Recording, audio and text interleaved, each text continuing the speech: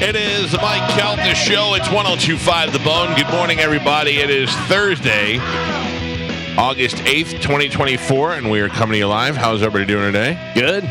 Good. Some breaking news. Internal breaking news. Break it. Things we should talk about off the air, but I don't want to forget. We had talked about the first week of September taking off that week. So we can always remember. We are off on Labor Day, which is Monday, the 2nd. Then I was going to New York the 3rd and the 4th. To come back here for one day would be ridiculous. I was going to take off. You were going to work, blah, blah. Canceled. Oh. Canceled. Because Friday the 6th, whole show, broadcasting from Universal Studios. Okay. Not my ideal time. I'd rather be there in, not against this one. I'm saying we could do both, but I'd rather be there for Christmas, but it's Halloween Horror Nights already. Can you believe that? Oh, man, yeah. They started early, man. They do. Are we staying there Thursday night? Well, yes. I don't know. Okay. I don't know really what the plan is yet, but that is. So yesterday, One room, all six of us. Yeah. Hell yeah. Carmen, me and you in the bed, everybody else on the floor. We're going to play Who's in My Mouth. I don't like that game. She always loses. Spanish plays. Oh, Perfect. I'm in. Spanish We can play What's That Smell? Yeah, I like that. We can play What is your finger in? These are fun games. Yeah. So that is the plan. We're going to play Does This Taste Like? You're welcome, Universal. It'll be our first horror night for sure. Yeah. Anyway, that's what we're going to be doing. So that plans canceled. Plans got better for that week. So we're off Monday for Labor Day. Yes. Rest of the week regular. Friday Universal. Yes. All right. And then do we get to go to Universal? Yeah. That's the whole point. Hell yeah. I recommend going on Thursday after the show, going to the park on Thursday. This way, Friday, you can talk about it. Yeah. And that way we can see the light show because, like Corey Cardinal said, like their drone the show drone show. the new show that they do is amazing. Does your daughter or wife have any interest in being scared the bejesus out of them? No. No? I don't. I mean, they may come. They may come depending on our situation. You know what I'm saying? Like right. if we all have rooms and all that stuff, then they may come. But she's in school. I was right. School start. I mean, you guys are right. School starts Monday. I was already going that weekend to Halloween. Oh, really? Yeah, with the jump jockeys. Well, there you go. No. I do not love being scared, but Halloween Horror Nights really does it right. I was gonna say, can you go to Universal without going to the Halloween horror part? Yeah, they don't start the Halloween Horror Nights until nighttime. Till night. Okay, good. I hate being scared. They put the night in Horror Nights. Yep. And you put the horror. Yeah. See, we're a match made in heaven, Universal. Where is it that they're showing on TV? The floodwaters are still up to the middle of people's doors. I would imagine Sarasota. I mean, the mailboxes are underwater. It's insane. I know Largo, some of the areas in Largo got hit pretty hard, too. Imagine that guy putting 10 sandbags on his garage going, we should be good. A friend of mine, she's in Sarasota, and she said the water was literally 6 inches from her door, on the porch. That's where they are in Sarasota on Fox 13 right now. Man, that is rough to be. And it hasn't 3 days later, and it's still, waist high water in front of your home. Yeah, the thing is, it's nice to live near the water, but then you have to deal with that, which sucks. I wouldn't live near the water without having a stilt house or a house built on the 3rd floor. Yeah, but the problem with the stilt house is we've all seen those just. Yeah, I don't necessarily mean stilts. I mean like they build those houses now where you're really the garage is on the 1st floor and you're entering on the 2nd floor. Yeah. So. But I mean, even that's insane. Those poor people, because there's nothing you could do. Yeah, I mean, it's not like all right, we'll open the drain and we'll figure it out. Yeah, there was one story that was on the news, and they were talking about how they just renovated a brand new house, and they had the water got in the house, so there's like 6 inches of water throughout their entire brand new house. By the way, solve a problem, make money. That's a problem. Solve that problem. Yeah. Figure out how to have something that blocks the water or drains the water into something else. Whatever you figure that out, man, you'd make so much money. But do you remember there was that guy in Texas who built this thing? How like bags inflated around his house and make it almost like an island.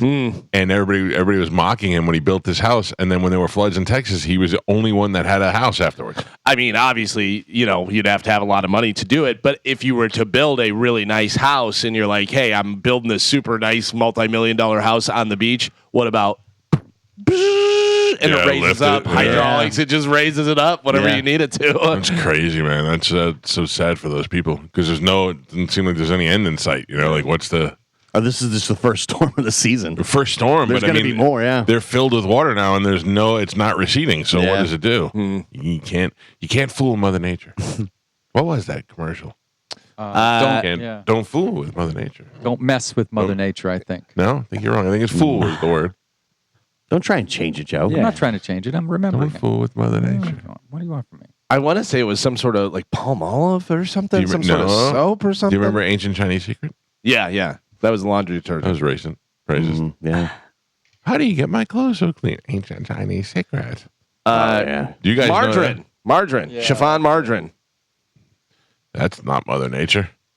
It's not. It's nice. not nice. You were both wrong. Yeah, it's not nice. But Idiots. fool. It was fool. Nope. Yeah. It's not nice to. Fool Fool. with Mother Nature. Yeah. Margarine. Nice. The words now should be like, don't scientifically make butter. I don't know what "don't fool with Mother Nature" meant, but margarine. Science butter because you're science. making science Yeah. butter instead of the butter that comes Instead of from real butter. You know. Yeah, but why would you use that as your slogan to sell it? Well, Mother Nature's mad because you beat her. So Mother Nature was saying it. Yeah.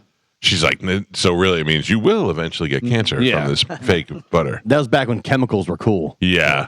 The plastic and Orange the margarine is in 13. it. Yeah. All the good stuff. Yellow 5. Yeah, yeah. It's the red. It's the red 21 you got to watch Give me out for. some. Give me some. Gio, Yes. how was Limp Bizkit last night? Dude. Epic night, all-time night. Nice. It was Really? great. Are you still rolling? Dude, it was so much fun. So much fun. What time did you get there? Did you see any of Corey Feldman? I did not. Well, actually, I did see Corey Yeah, Feldman. didn't he come out with? He was on stage with Limp Bizkit Nirvana? a lot. Oh, really? Like he would just kind of wander out on stage from time to time, and he was like with his phone, and he was at one point he was on one of those little hoverboard scooter things, and he's just spinning around. in the Fred corner. Durst gets it. Yeah, Fred yeah. Durst gets it. He's like, let's just bring this moron on the road and just let him do stuff. Yeah, no, I walked up 10 minutes before Limp Bizkit went on, which was perfect. You didn't have to see Riff Raff or any of No, that actually, nonsense? I did see I caught like the last maybe 2 minutes of that. Okay. Which was I don't know, like what the hell's going on? I'm glad I wasn't around for that. Were people into that? Not really. Yeah. People are kind of like, let's just get to Limp Bizkit already. Okay. I'm assuming some people have been there since like 6. Yeah. When Corey Feldman went on, but yeah, I couldn't get there early for that. Well, I'm glad you went and enjoyed it. Oh, it was insane. I feel like I was like 19 years old again. That's the way it makes me feel. It's fantastic. Yeah, it's fun. I mean, And it was packed. I haven't been in the amphitheater in a while, but it was packed. Did Rough Shot Todd try and stage dive or anything? Rough Shot Todd had like steel toe boots. Oh no! And then he went right into the mosh pit. Fred, Yeah. it's me. It's Yeah. me, Todd. Fred, it's me, He's out Todd. there throwing East Coast elbows. Yeah. There was this big, tall Russian dude, and I'm like, Todd's about to fight the Russian, and he went right into the pit and made friends with the guy, and then they were like hanging out the rest of the Oh, night. yeah, He's- pit friends for life. yeah, and he was talking about how he met his wife and everything. No, brother. I was like, dude, I thought we were gonna get kicked out because you were going to fight the Russian. He goes, no, I went to make friends. By the way, that's do you know the Russian that's in Deadpool and Wolverine? Yeah. The scene that is my nephew Tommy. He came over the other day to borrow something, and when he got here, I could just see the silhouette at the front door. I'm like, that's the Russian from Punisher. Yeah. That's who that is. It's Kevin Nash. I mean, I don't know if this guy was actually Russian, but he looked that way. He was crazy. a big, just huge Yeah. dude right in the middle of the pit, and nobody was messing with him. That's a look. When you said Russian, we Oh, knew yeah. what you meant. Yeah. Rough Shot Todd right up to him. Hilarious. He's like, I gotta go make friends with this guy.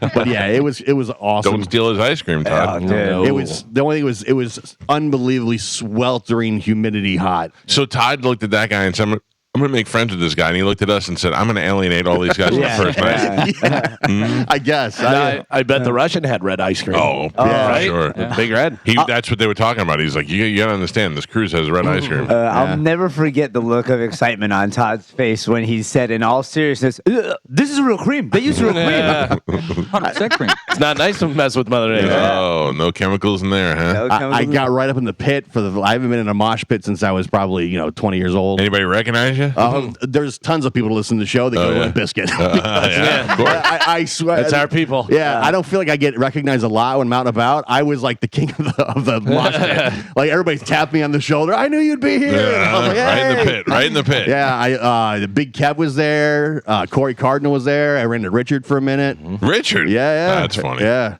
The crowd, the people watching alone was insane. Yeah. Was there anybody that had their hat on forwards? No. No. I mean, You gotta have it backwards. Those people are shunned immediately Yeah. and asked to leave the area. Was the lawn open?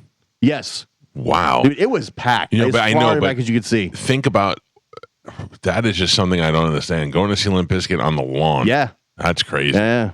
Dude, when I saw them down at Rockville, it was packed all the way. I mean, you could be like a mile away watching them. It was ridiculous. And I really thought it was going to be all like old 40-year-old dudes like my age. Yeah. Which there was a large abundance of. But it was people of all ages. At one point, they brought like kids under 15 up on stage. Really? And the kids are sitting on stage, and Fred Durst is just like, and like the lyrics are just F this, F that. And all these kids are totally into it. They're jumping up and down, going crazy. It was the weirdest thing. Well, but it was Merry awesome. Christmas, Gio. Oh, Merry it was so Christmas. great. And he kept mentioning, like, he's like, this is Loserville, all you losers. and everybody's like, yeah.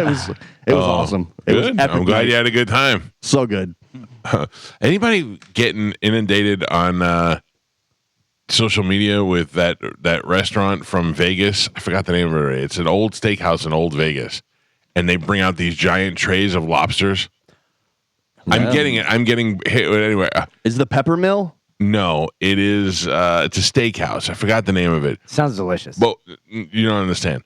They keep showing video of them cooking steak and bringing these big steaks out. But the big thing in the video is these giant server trays filled with these monster lobster tails, just covered in butter, and they're bringing them out just dozens at a time and laying them on the table. And I finally was like, okay, you got me. I looked it up, and I'm going to Vegas next month. And I'm going to go to this the Golden place. Steer? The Golden Steer. Yeah. The Golden Steer is what it is. And I looked it up. I'm not going to Vegas until the 14th or the 13th or whatever, and already booked. Nice. It's already, no, it's already booked. Oh, You it's can't get booked. in. You can't get in? I mean, you've got to be kidding. May I Damn. recommend Bootlegger?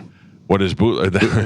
You've been to Bootlegger Yeah, before. yeah. No, It's no, fantastic. I want rolling lobster tails like Yeah, that this one place. says, follow in the footsteps of Elvis and Sinatra, celebrating vintage Las Vegas. in That's style. my favorite when people are like, follow in Sinatra's footsteps and go eat downtown in Old Vegas at the Golden Steer, where Sinatra wouldn't put his foot in today if he was alive ever. Since they made New Vegas, he doesn't even acknowledge the existence of Old Vegas.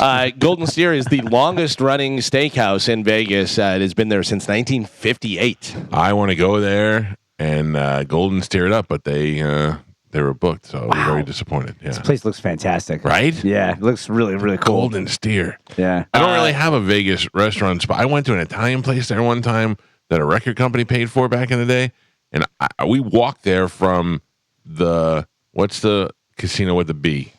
Bellagio? No, That's a old V, school, Yeah. old school.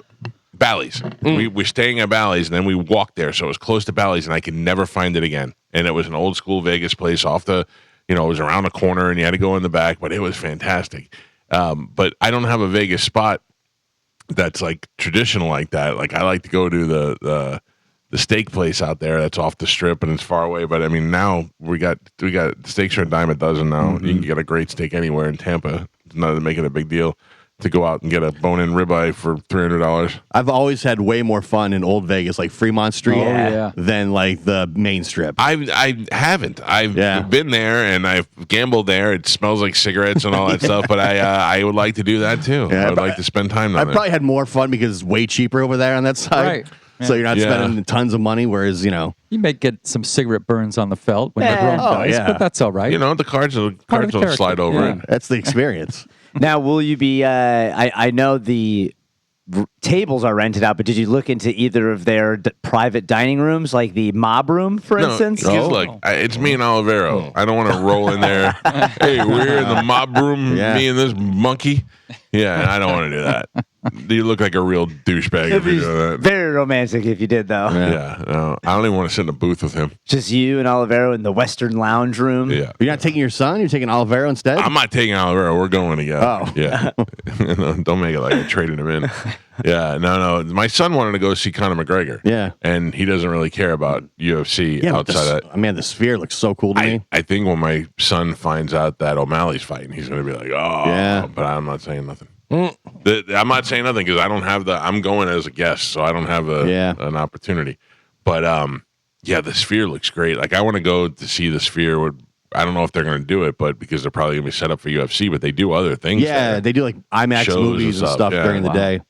I was reading a thing the other day, Trey from Fish, Yeah. they played out there and stuff, and he said you cannot actually have amps on stage the way that it's set up and the way that the sound is. He goes, he goes, if you see amps up on stage, he goes, they're not plugged in. They're just fake. Just there? Yeah, he goes, it's just for show, whatever. Yeah. He goes, because the way the sound is and stuff, they don't actually put them up there and do the whole thing. That's cool. Yeah, So pretty interesting. I was thinking about this. We're playing August 31st at Ruth Eckerd Hall. Yeah. And we're opening for two other bands. Right. It's Pitbull Toddler, Slippery When Wet, and Neil Sean's Kids Band. That's the best way to say it. Right. So what'll happen? Will we set up in front of each other? Yeah. Oh, okay. Yeah, we'll be in front. I probably won't be on a riser. My drums will be like out front, and then the riser will be behind me. I should have looked at the contract. Yeah, Demanded we get to play at the highest drum that's right. height. Yeah. I should put mine on top of theirs. Listen to me. Let's be honest about something. Slippery When Wet does a great job doing Bon Jovi songs. Right. Nobody's ever heard of Miles Sean's band. His dad's the famous one. We're the most famous band on that bill. Oh, yeah. I mean, we're lucky we're not throwing around our big D's. Right. Mm-hmm. I mean, they may strike the stage and do it that way, but most of the time they'll have it set up where the opening act will be in front. Here's We'll the other be pushed problem. forward a little bit. Tom is our roadie, Right. right? So is Tom breaking everything down by himself? Is he going to be able to do that? No, they'll have a crew there. Okay. Yeah. All right. They'll have a crew there that helps out. And then what time do we have to be at catering? I think 3 or 5. All right, just want to see. Oh. It's sound check and catering. We're a real band. You ordered the lobsters? I said in our fly rider. him in from Vegas or I'm not going to be there. I said only red Mentos. Oh, red Mentos. And serve them in Coca-Cola. Yeah. I'd eat one of those lobsters right now. Oh, man. At the ass end of a shark. Oh, my gosh. Yeah, I have been. That's how they serve it. I've been getting very hungry at night. Yeah.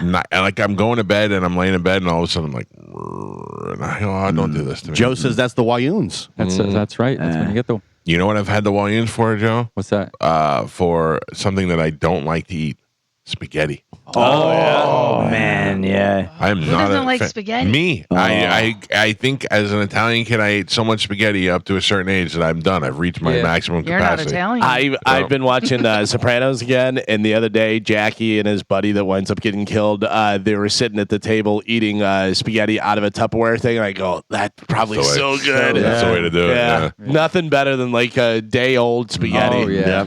I don't know why. I just had. I don't like spaghetti a day old, the day of. I don't like it. The only way I like it is my dad makes linguine with clam sauce. Yeah. It's the only way I'll eat that. I was watching something the other day, and they said something about lasagna. Oh, they were ranking Italian food, whatever, and lasagna, and I go, I want lasagna so bad. I make a good lasagna for me. It's You know what I probably mean? got carrots in it. No. It has mushrooms and onions and spinach and stuff, and I do that. I bet that's delicious. Right. But like, whether anybody else would like it, like I love it. I Yeah. love the way my lasagna turns out. And I use provolone and mozzarella. Does your Yeah, wife like your really good. lasagna? She doesn't really. No. Yeah, no, she doesn't. She's very particular on what she eats. A lot of candy. No. But like she Chicken also strips every time we go out. she also Orders does the kids' not menu. cook. She cooks like 3 things maybe. She Italian like chicken cutlets. Oh, that's good. Meatloaf, and that's about it, really. That's all All right, I I'm need. not mad at that. That's 2 strong meals Yep. right there. Yeah, but I mean, I cook. I Yeah. cook all the time, and I cook for myself. I'll make stuff for them if they want, if we're making tacos or burgers or doing something like that. But a lot of times, I'm just making my stuff. Yeah. My wife likes to make Greek meatballs. That's not a dinner. That's a side dish. Sure. Yeah. No, you pair it with a salad. Yeah, that's what she or does. She puts it on a scoop of rice with some tzatziki sauce, and I go, That is a meal. No. Yeah, that's okay. I mean, you want to talk about being Italian? Meatballs are 3 meatballs go on your pasta, not one meatball for a meal. So the Greek meatballs, is she using lamb? Yeah, or do I think she uses turkey because she doesn't like lamb? But Have you guys tried the Greek seasoning that I said? The Probably. Cavender's, whatever, that because I sent it to her before. yeah, she probably uses that. I'm telling you right now, if you have that, you're probably going to put it on everything. I'm not saying it's so not good. delicious. It just doesn't seem like a dinner. Like a full meal. Yeah, I get what you're I mean, saying. I'm done. I eat it, and I'm like, oh, it was delicious. I'm done. But the truth is, when you talk about it and you look at it, and you're like, so this bowl with a meatball in it. What's your Pretty go-to? cool. What's your go-to for Greek food? I'll eat Euro anything. I'll eat lamb anything Euro's they make. so like good. I usually get like a Greek salad. Yeah, Euro is really good. My wife's go-to is the spinach pie. Spinach pie is delicious Spinach pie too. good. Great. Well, this is what we do every morning. Yeah. we get I'm ourselves. always so hungry. It's true. And I'm eating a banana, going, why am I starving? Yeah. So I gave that morning show a chance again. I tuned in. Which one? The one that was listing Tom Cruise movies? No, the one that was singing. Yeah. They were talking about their favorite meals. Yeah. Seriously. Like I used to listen to Ron and Ron back in the day, and every day they had a restaurant bringing them food. We should get on that tip again. All right. Yeah. Look, I'm not saying I normally don't. I'm just saying we should get on that. What happened? I think I had a stroke in the middle of saying. What are you saying? And wherever you get a restaurant, they got to bring one to Carmen and the rest here. Oh. It's gonna be difficult. It's okay. They can just come to you. I miss Gershie's. Yeah. I miss Gershie's. I miss. We used to have Amici's Catering used to bring stuff by because they'd be out doing catering things. They'd stop by and with a rack and just bring us breakfast. What was the barbecue place that was down the road that used to bring food to the station? Champions? Yeah. That was really, I think they're gone, but I think they're gone, and that stinks because that guy was really good. That Yeah. food was really he good. always brought food, and there was always no matter what show it was on, there was tons left over. Yeah. Oh, and salespeople won't have to cry about not being able to get some. Oh man. There was a lot of. I guess Bluebell stepped up and brought some of the ice cream in for the old whiner. But I see that it was already Galvin out of their freezer. Somebody told me that he called into one of the shows. I'm guessing it was Drew's show. I don't know. I don't know. I would not take his call. Yeah.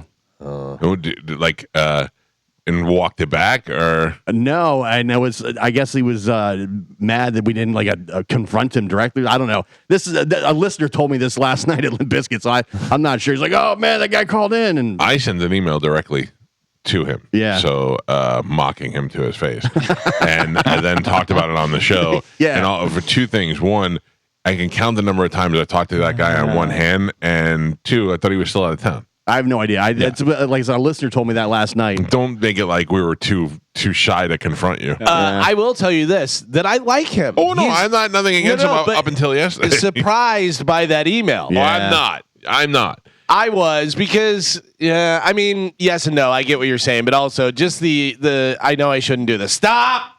Yep. Stop right there. I know I shouldn't do this. Stop. Yeah. That's where you stop and you delete it and you put it in the recycle folder. Yeah, I don't know. Bitch about it to the person in the room next to you. Yeah. And then go to the store and buy the ice cream. What a jerk Drew is. I think John Stenning posted a video. There was more Dr. Pepper ice cream, and they took it all. Oh, they got home, they're right out of the freezer. And they were crying. And took it all. I'm telling you, they should just line them up in the front of the studio and just let them melt. Somebody shows up, they're just melted into the concrete. I'm looking forward to some ice cream when we go there. What, Monday? Monday, yeah. All right. For what? Oh, boy. Oh, you know. I don't know. No, come on. This sucks. I'm taking off. All right. I had to go there today. Probably not a good look that day. Spanish. Yes. Where we at on my computer?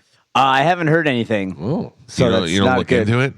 Well, Mike Cernak told me he was going to let me know when he finished, which he has What if never it took him not 3 weeks to let do me it? know.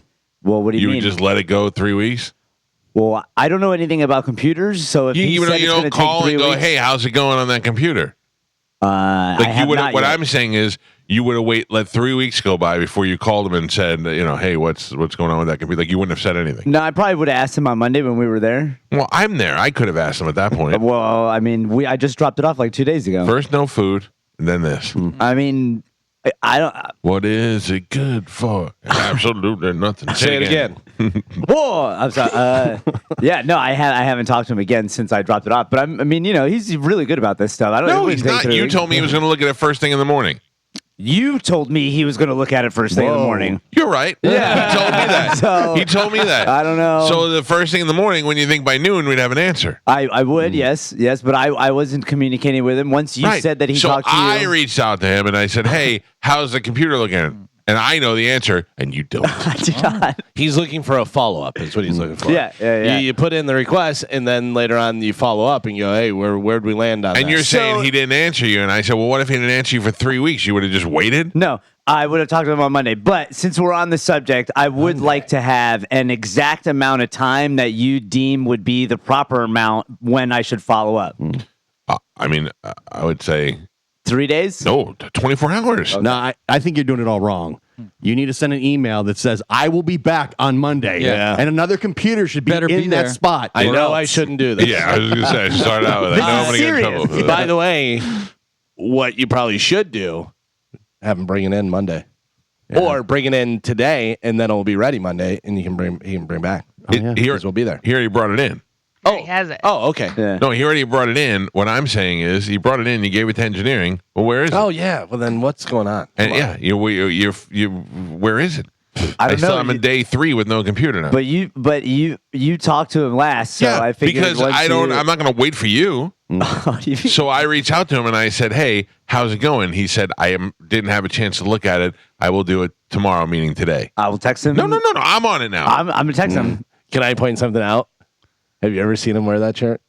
I can't see what shirt it is. It's a lightning shirt. Oh, that's got to be a It's a blue Joey. lightning That's shirt. got to be a Joey shirt. But He said he hasn't done laundry in Well- like 2 months. that's what I'm saying is he said that, and now he's wearing this crumpled up lightning shirt because we've never seen it before. Let me And he's think. like, Can I see your shirt? I don't want to go in wearing one of the shirts I already wore because I said I haven't done laundry for 30 days. He put his And, Garanimals collared shirt back. Spanish, you have never worn that shirt before. Wait Ever. a second. Can I see Okay. it? Can I see the shirt? Ever. Wait, Yeah, agree. stand up.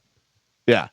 I don't recall. No, I don't he's recall. never wore that No, shirt. he's before. not a lightning sports guy. No, Protect the facade at all costs. Yeah. That You guys was suck. 100% I gotta a tell conscious you. decision. I gotta tell you. This says more about the way you think than me. That's at all. fine. If you I'm a think that detective. I put in that amount of effort Yep. into wearing a T-shirt, You this morning picked up a shirt that you had worn before, and you said, "Oh, I told them I haven't done laundry for 30 days. Let me find something." Joe, what do we have? And you were just digging through. What do we have? Where's digging the through. mutual hamper? And then you found that probably in the trunk of your car that it was one of the giveaways. Whatever. Do you think he changed on the way here? No, I keep this shirt here. I think at the beginning of the show when you said wear Spanish, he I was was going in changing the my house shirt. Changed his shirt. and taking the shirt. That's Yeah. right. That's right. Did you just go get that from Joey's room right now? That's where I got it. You just picked it off the floor. Yeah. Unbelievable. By not washing clothes, I mean I just steal things out of your son's room whenever Hey. he's not here. Listen, Go Bolts, man. Whatever Lightning. works. Lightning up. Yeah. at Raise least down. the Bolts give us shirts. Yeah. The Lightning, of course, start when? Playing hockey. Oh, I don't know. Very good there. yeah. Good job. I mean, you know.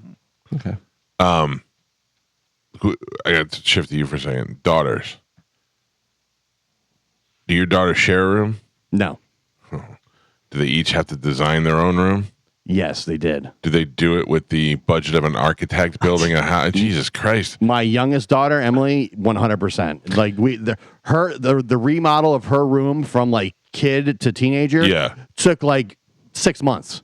And they had to find this dresser and this thing to go on the wall and these lights and all this garbage. It uprooted the whole house was like in chaos for months. We have wallpaper on one wall, half of one wall, and it has gold leafing on it. It's pink and all these colors, and it has like a gold leafing thing. And we had to hire a wallpaper guy to put it on. We have a good wallpaper guy, but he's very expensive. And he came out and he told us, "Listen, this is going to take me like 2 hours to do." And I charge like, a couple $100 an hour or whatever. And he's very expensive. So we were like, all right, you got to do what you got to do. And that on top of the cost of the wallpaper. And now Juliana's like, I want to take the wallpaper down. I'm like, why? Why? And she goes, because I want a blue thing and the blue won't match it. I said, Jesus Christ, this is ridiculous. This is ridiculous. So you just got to rip it down, huh? No, I asked her to leave. I asked her to move on. Oh, my. It's better to just give her another room in the house. Here, just take this room instead. Do you know that I make no decisions whatsoever. I ask, my wife is the CEO of this family. There's no secret about it. She's the CFO. She's the CEO. I'm a high-ranking manager in the house, but I have no ability to make. She deals with the board in her head, and she pulls rank from time to time. She doesn't even have to pull it. I understand. We all know who the boss is. So Juliana is coming to me now with a "let me sit on your lap and talk to you" kind of thing. Yeah, and she's like, "Did you talk to Mom about the wallpaper? Did you talk about the wallpaper?" Huh. So my line for everything that Juliana wants comes from the movie with Vince Vaughn and Jennifer Aniston, The Breakup. When she wants 12 lemons, and she's like, you can get me 12 lemons, and I said, whatever my baby wants, my baby gets. So that's what I say to Juliana all the time. So last night, Amanda gave me the thumbs up that we're going to take the wallpaper down, but didn't tell Juliana yet. And Juliana comes to me on the side, and she goes, "Did you talk to Mom about the wallpaper?" And I said, "Well, my baby wants, my baby gets." No. So I'm taking all the credit for it, even though Amanda released the wallpaper. Smart. That's a pro move. Yeah. I know. I mean, so she's going new wallpaper or painting it, or probably painting it. Yeah. These kids. Joey's great. Joey's got a twin bed and a futon. And as long as he's got blackout curtains on his windows, that's all he cares about. It annoys the hell out of me when they do this stuff, but then I go, well, a couple years from now, the room will be empty. They'll be moved out, and I wish I had wallpaper to worry about. Yeah, that's what I said there. I said to man, I go, what are we doing? What are we gonna take it? She's only gonna be here a couple more years. Rip it down. Yeah, let her paint it. I think Amanda's really like that wallpaper. I don't think it has anything with the money. I think she's really. Can you repurpose it somewhere else, or it's just done? Who wants pink wallpaper with gold leafing on it in any other room in the house? You know what I'm saying? It really tied the room together. Unless we make a really gay dog room, Yeah, it really did. It really made the room look really fancy. Like you walked in there and she's got the nicest room in the house. So who knows? Who knows? The guy who lived here before me, I don't know what his deal was. He really thought he was some sort of mobster or something. I mean, he saw things in movies and did it. Like he went to Al Capone's house in Miami and ate dinner there. And the way the ceiling was done in the dining room, he was so impressed by it. He took pictures and he did the dining room in my house like that, modeled after that. Dude, day and a half painted right over it. Like if that guy walked in here right now, he'd probably have a grabber just walking in the front door from all the things I redid from the minute we moved in here. Put in months of research to get it just right. Had guys laying on their backs painting the ceiling. We just went in there and hand rolled it. Javi with the hand roller, right over it. What's the status on the theater? Is that going to be ready for football season, or theater's ready to go? Oh yeah, theater's ready to go. All right, we got seats. We got everything we need. We got 6 seats in there and room for more. We got 6 recliners in there. 6 seats with automation recliners, and you can plug your phones into them. Perfect. All right. And I don't need you downloading all my stuff. In your chair. Each chair sucks all the pictures off your phones. Oh my gosh! Where'd you get that picture? No, everything's ready to go. I got my you got to see it. It's in the front of my house. I got my giant picture of because the walls are black in that room. So I tried to get pictures with color in them to make the room like pop a little bit. Yeah. So I found this place online that makes all these scenes from movies, and they make them like colorful. And it's the scene from Step Brothers where the father is telling the brothers about the divorce, and they're both crying. It's perfect. It's going right in the room. And we should probably watch Top Gun Maverick this afternoon. I mean, theater's available. All right. I have to go to a meeting today. Oh, damn it! And we can still watch it. You don't have to be there. Yeah, no, I don't even have to be there. It's an app on the phone. You just dial it in. Perfect. Yeah. I can't wait to sit there and play video games. Oh yeah, man. That's what I'm talking about. That's 115 inches of video games. That's going to be awesome. No, I mean, I'm ready for football. I'm ready to go to the tailgate, eat my face off, drink the Bud Lights, and then run home and watch the game in the theater. There's games tonight, preseason. Oh, good. And then, I think the Bucks play Saturday. I think the Steelers play Saturday. Galvin, I don't know how you do it. Friday? Yeah. I don't know how you do it. We betting on baseball. I lose every night when I bet on baseball. So I got to stop looking at stuff and not betting on it. Oh, I hate that. I go and I'm looking around and I'm like, all right, let me look at this team and who is their number 1 home run hitter. Their number 1 home run hitter guy name was Berger. And I go, I mean, I love it. Berger. Gio loves it. Look at his eyes light up whenever I say it. So I go, I should bet that Berger's going to get a home run. Guess what Berger does? Gets a home run. And then the odds go up. Who does Berger play for? Don't worry about it. Yeah. But I go, the odds go up for him. Jake Berger, he is the third baseman for the Marlins. Okay. Plays for the Marlins. So you get a home run in a game, that's a big deal. You know, it doesn't happen all the time. For him to get 2 home runs, the odds go up. Sure. He got 2 home runs. Oh, man. So I go to my go-to. I know, by the way, I know the Phillies. I know like everybody on the team now. Like I know everything about the Phillies. I don't like baseball. I never watch baseball. You don't have to. But I know that Kyle Schwarber is their best home run hitter. So I go, you know what? Kyle Schwarber is going to get the first home run, hit a home run, and he'll be the first one to do it in this game. So I throw $25.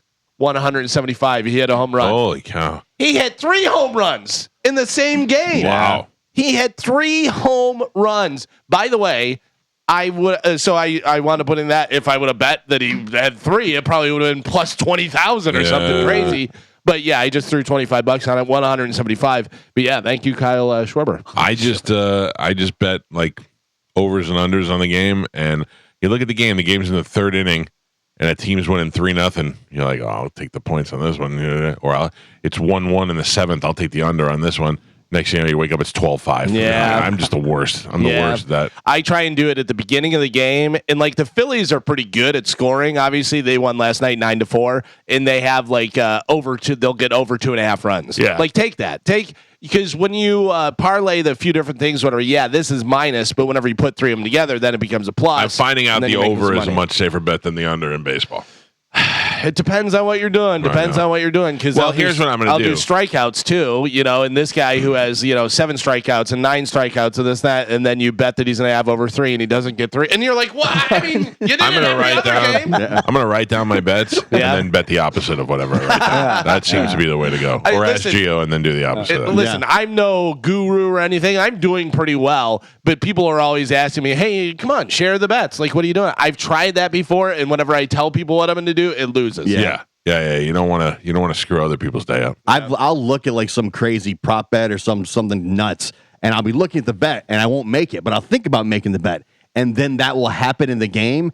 And then I try to explain to my wife how I was going to make this bet. Yeah, that's the problem that I run into. Is you don't want to look at it or do it. Either do it or don't do it. Don't think about it. I'm like, I looked at this and thought about it, and then it happened, and the odds were crazy because it never happened. And then I get pissed off at her because she's not excited that I at least had the right bet in my mind. It's kind of like telling somebody the present you were going to get them. I saw this. I was thinking about getting it for you, but I didn't. How are you not impressed by this? Hey, I was going to make the bet. Let your wife pick the DraftKings team by their smiles and have her win $800. Yeah. The Team USA women's basketball played against Nigeria yesterday, and Nigeria is not very good, so I knew that the Team USA was going to blow them out. But they have different prop bets where you can do the different players' points and rebounds and stuff. Jackie Young, who plays for the Las Vegas Aces, I think it is, she averages 19 points a game. Wow. So I took her 15 plus points, whatever, and it was plus 500. And I was like, that's crazy. So I wound up betting 50, made 300 off her. Wow, that's great. Yeah. I just want the Olympics to be over so my sweet Caitlin Clark would come back. I've really missed her. Lost without the W? Yeah, it's not been the same. Well, and the fact that the WNBA All-Stars beat the Olympic team. It's like, well, maybe you didn't pick the best roster for her. And Angel Reese should be on that team. Yeah. And they're saying how the viewership is down for WNBA for the Olympic, the female Olympic team. Yeah. And the ticket sales have been down over in Paris. I mean, the NBA present their top players. Yeah. Why wouldn't you do that with the They WNBA? would put asses in seats, no doubt. 100%. Somebody doesn't know how to run the WNBA. Yeah, and the coach that's running the USA team, she's a real... Yeah. But the problem is they have so many stars on there. They do have a lot of stars on there, but there are definitely 2 that you can take off and put Caitlin Clark and Angel Reese. Yeah. All right, I can't believe we just spent 5 minutes talking about the WNBA. Yeah, That's what we do now. We're friends of the W. Yeah. We'll take a break. We got Sporcle when we come back. It's Mike Calta Show. It's 102.5 The Bone. What are you playing? This is throwing in some yacht rock? This is the Galvin playlist? All right.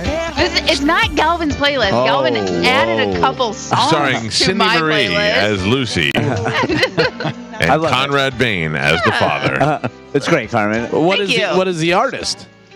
Al Jolson. Oh, Al Jarreau. Al Jarreau. Yeah. Al Jolson. I like it. Hello, my baby. It was horrible. Don't ever play it again. You play the music then. I will. As soon as Spanish gets my computer back. Okay. Oh, man. You just played Al Jarreau. Yeah. Coming back from break. Yeah. Some walk by. It had a great 20-second intro. No, that was not a great intro for this show and this radio station. Okay, because you're so perfect with the music that you play. Yes, I know the audiences of this radio station. Okay, you play Pearl Jam every single song. I have never played Pearl Jam. I play it once a week. I guarantee you I play it no more than once a week. Okay. That's not true. It's 100% true. I know exactly what I play. True. Okay. Let's play Sporcle. Okay.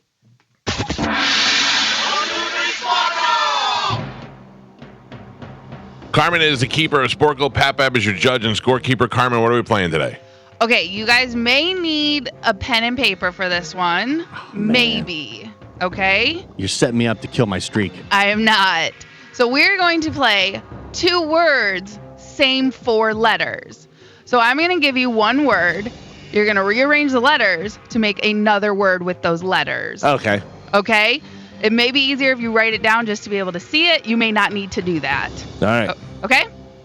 Your first one, gape. Paige. Mike Calta, bake.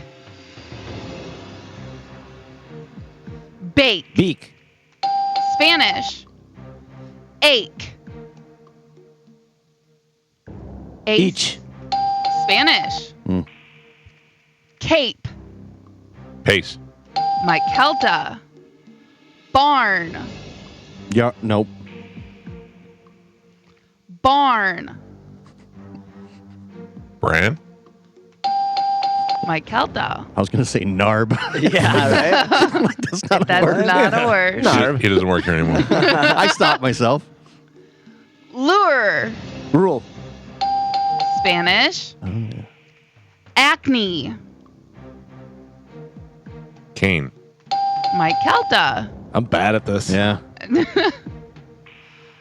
Arch. Hark. Arch. Char. Mike Calta. Oh, man. Caulk. Yeah. You're fine. Lack. Oh, sorry. You were right. Hail. Heel. Spanish. Calm. Clam. Calm. Spanish. And Pap, we are halfway there. Galvin is not on the board. He has a total of 0, as well as Gio. Spanish has 5, and Michael is your leader right now. He's winning with 6. All tied up. Tied up. Anyone's game. Right. You have 0. All right. We are doing 2 words, same 4 letters. We're halfway there. Your next one, deaf. Feet. Deaf. Fade. Spanish. Aid. A-I-D-E. Idea. Spanish. Dial. Laid. Mike. Arid. Raid. Mike. Dawn. Wand. Spanish. I finally almost got one. Dre. Spell it. Yard. Dread. No. Yard. Mike Calta. I think Pete just drove by on Fox 13. I think Pete's Hummer just went by. Splashing the lady. Yeah. Oh, that'd be great. Your next one. Take. Teak. Spanish. Earn. Near. Mike. I was hiccuping. I couldn't get it out. Rare. R-A-R. Rear. Hey. And Pap, we're on the last 3. I have 1, Joe. Yep. Gio is not on the board. He has a total of 0. Limp Biscuit. Streak Slayer. Galvin has 1 point. Spanish with 9, and Michael is your leader right now. He's winning with 10. Oh. Coming back. Here we go. Here he comes. The comeback king. Here he comes. The comeback king. All right. 2 words, same 4 letters. Last 4. Here we go. Foul. Wolf. What'd you say? Wolf? Wolf. F-O-A-L. Oh, that's foal. Loaf. Loaf. Spanish. Well, No, that was Galvin. Yeah. That was Galvin. Come on. Okay. I need it. I Calm need it it. down. I need it. Okay, Galvin. You want to calm me down? Play some El Giro. Last two. Toga. Go. Yes. Pap. Spanish. Spanish gets the point. What's the score now? 10-10. Oh man. So this is just between Mike and Spanish. What? I No. can get one. You can't. Oh, yeah. Yes, it is. No one can tie. This is because you And don't have an this extra. is- You don't have an extra question. I actually have two, but you can't catch up. So you're Catch out, up. loser. All right, Mike and Spanish. Stupid. Doom. Mood. No, this one's stupid. Hold on, Michael. Your final score, Gio, absolutely 0. Galvin with 2. Spanish with 10. And Michael is your triumphant champion today. He won with 11. Beautiful. Thank you. Good morning. Who's this? Rick. Rick, you're the winner. I'm going to put you on hold. Carmen will grab you during the break and we'll hook you up. Okay, buddy? All right, thanks. All Appreciate right. it. Yep, good job. Hold on. You did great, Rick, by being on hold. I have a question for Spanish. Yes. And will you be honest? Yes. The one where you tied him up 10-10, you pointed. I was going to say that was Mike all day. Yeah. But then she said 10-10, so he didn't I say didn't it. say it. Goddamn word. You I was son like, of a bitch. nope. I saw him do this. I saw him do this as they were saying it, and went to Joe. Whatever he goes, and then he goes. he pointed. He was about to say that was Oh actually. my God! Wouldn't it be great if this truck just ripped through that puddle and soaked her? That'd be awesome. We're watching Fox 13 has got a reporter live in the streets of Largo where the puddles are and cars are coming through. Cars are having to go around her. Yeah. But it would be great if somebody would just wailed through and just soaked her on TV. No, stand near the puddle. It'll be a good shot. It'll be a good shot. The one dry part of the road, she's standing Standing there, in it, so yeah. the cars have to go into the water. All right. Galvin, what do we have coming up in news? Coming up in news today, all you can't eat, back in time, and meow now. Oh, Galvin's got your news. We'll do that next. Carmen, make sure you play Pearl Jam on the way back in. It's the Mike Calta Show. It's 102.5 The Bone. Right now, it's time to check in with Galvin. He's got today's news. And now, news with Galvin on the Mike Calta Show. What do we have in news today, Galvin? Today's news is brought to you by Pelt Shoes. So we have decided back to school is starting, right? Monday. All right, there you go. My So kids, Pasco County, go back Monday. Yeah, so you've got back to school happening. Well, the kids probably need some new shoes. You got to stop into Pelts. They have 6 locations throughout Pinellas, Sarasota, and Fort Myers. And you can save some money because tax-free runs through the 11th. So you still have a few days to get in there and get that tax-free deal. Of course, Pelt Shoes has the perfect fit, both in size and style. They have the 3D foot scanner that's going to give you the exact measurements so you can figure out, instead of using that old school weird thing that you put your foot on and they're like, I don't know, subtract 9 from this. They've got it. It's all digital and everything, and they email it to you. So stop into Pelts today. Make sure you tell them Galvin from the Mike Calta Show sent you. So Team USA held on to their gold medal lead yesterday, scoring 3 more golds in wrestling, cycling, and track and field. But China also snagged 3 more. So we ended the day still leading China by 2. Do we ever lose? Yeah. Like, do we don't win every year? I don't think so. Olympic? Yeah. Who has the most gold medals or most medal count? Yeah, like I'm saying, like I just assume we win all the time. I feel like we're usually in the lead in the gold medals. Right. But that's what I'm saying, is it always that way? Or medals overall, yeah. Yeah. Let's So see, no wonder who why everybody won? hates us. We're awesome. Most medals in 2020 Olympics. This is given individuals. Which country, I guess, would make more Alexa, who won the most? How you doing? sense. United States in 2020, we won 113. 39 gold, 41 silver, and 33 bronze. Oh, yeah, we're done. Alexa, shut up now. I don't need you. But is it by all medals or do we just go by gold medals? Well, this says all medals, and we won 39 gold. So I could see who won the most gold medals. Let's see. I think that's kind That's of the U.S. That is also, U.S. 39. So we won the most medals and the most gold medals. So Carmen, I say to you, USA, USA. Oh, that I got to tell you, Carmen, that was not. Lackluster. I said you did not seem into it. I was yelling USA with you, man. You had one foot in Canada. Some's going. You're a little off today. No. Mm-hmm. You're a little off today. Gotcha. Did you get on the walking pad this morning or no? I did not walk this morning. Maybe that's it. Yep. You got into that rhythm where you were doing it and stuff, and that wakes you up. And now that you don't do it, now you're kind of sleepy and out of it. Yeah. No, I'm not grumpy. You yelled at me for no reason. I didn't yell at you for no reason. Maybe take some constructive criticism and realize when you play an Al Jarreau jazz song as a return and I tell you it's not good, go, okay, I won't play it again. Yeah, I took it off. Yeah, but don't fight with me about it before you just take it off. Okay. Am I wrong? I won't fight with you. But am I wrong? I'm not going to fight with you. I'm not asking you to fight. I'm asking you for a question. Right, and I'm answering you. I will not fight with you. I will just do what you tell me to do. But that's what you want, right? No. Have I ever wanted that?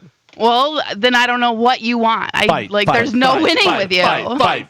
Right. The winning is you doing the right thing. Right, and I took it off like you asked. Right, after you fought with me about it for 5 minutes about how I was wrong. Right, so I just said I will not fight with you, and I took it off. But that doesn't mean you learned anything. That just means you don't want to fight. No, that's literally what you asked me to do. Mm-hmm. Okay. So that's what I'm doing. Okay. Mm-hmm. Mm-hmm. Oh man.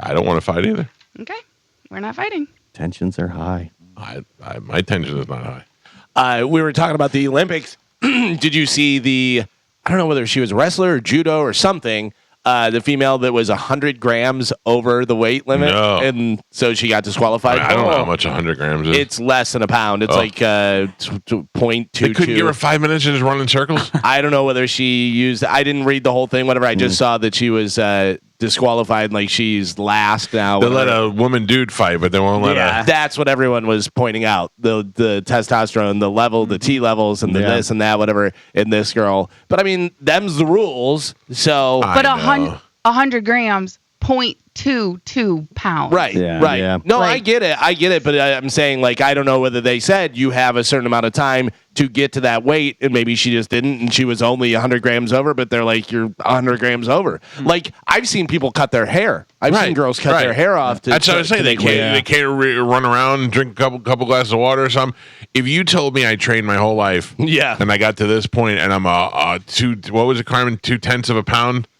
0.22. 0.22. Before I'm about to, live my dream, I would do something. Like you could cut your hair, and that would take that off. I imagine. You know what I mean? Yeah.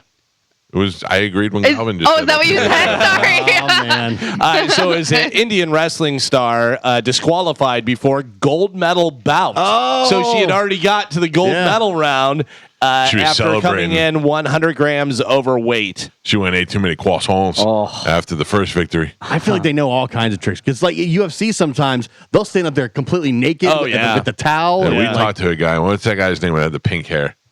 The guy from Orlando. We talked to a guy one time. Starts with a P.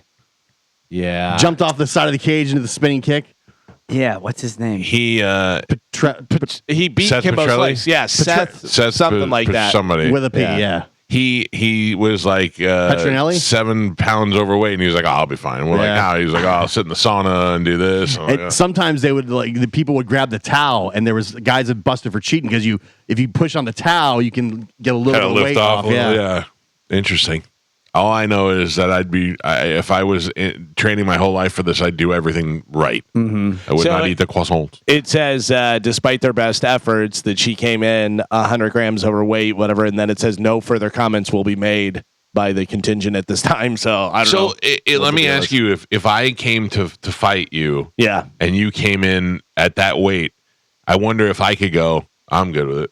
Well, like if you came in 3 pounds over, I'd be like, well, so we got a problem. That's what's called a catch weight. Right. And then if I have the title, you cannot win my title. Right. Because we can still fight. That's what happens to that one kid, Ryan Garcia, all the time. Yeah, we could still fight, but you're not going to be in contention for my title. If you beat me, you don't get my belt. Yeah. So when you're talking about Olympics and you're talking about amateur sports and you're going for the gold and doing that type of stuff, although there have been times where Olympic athletes have tied and both took the gold medal.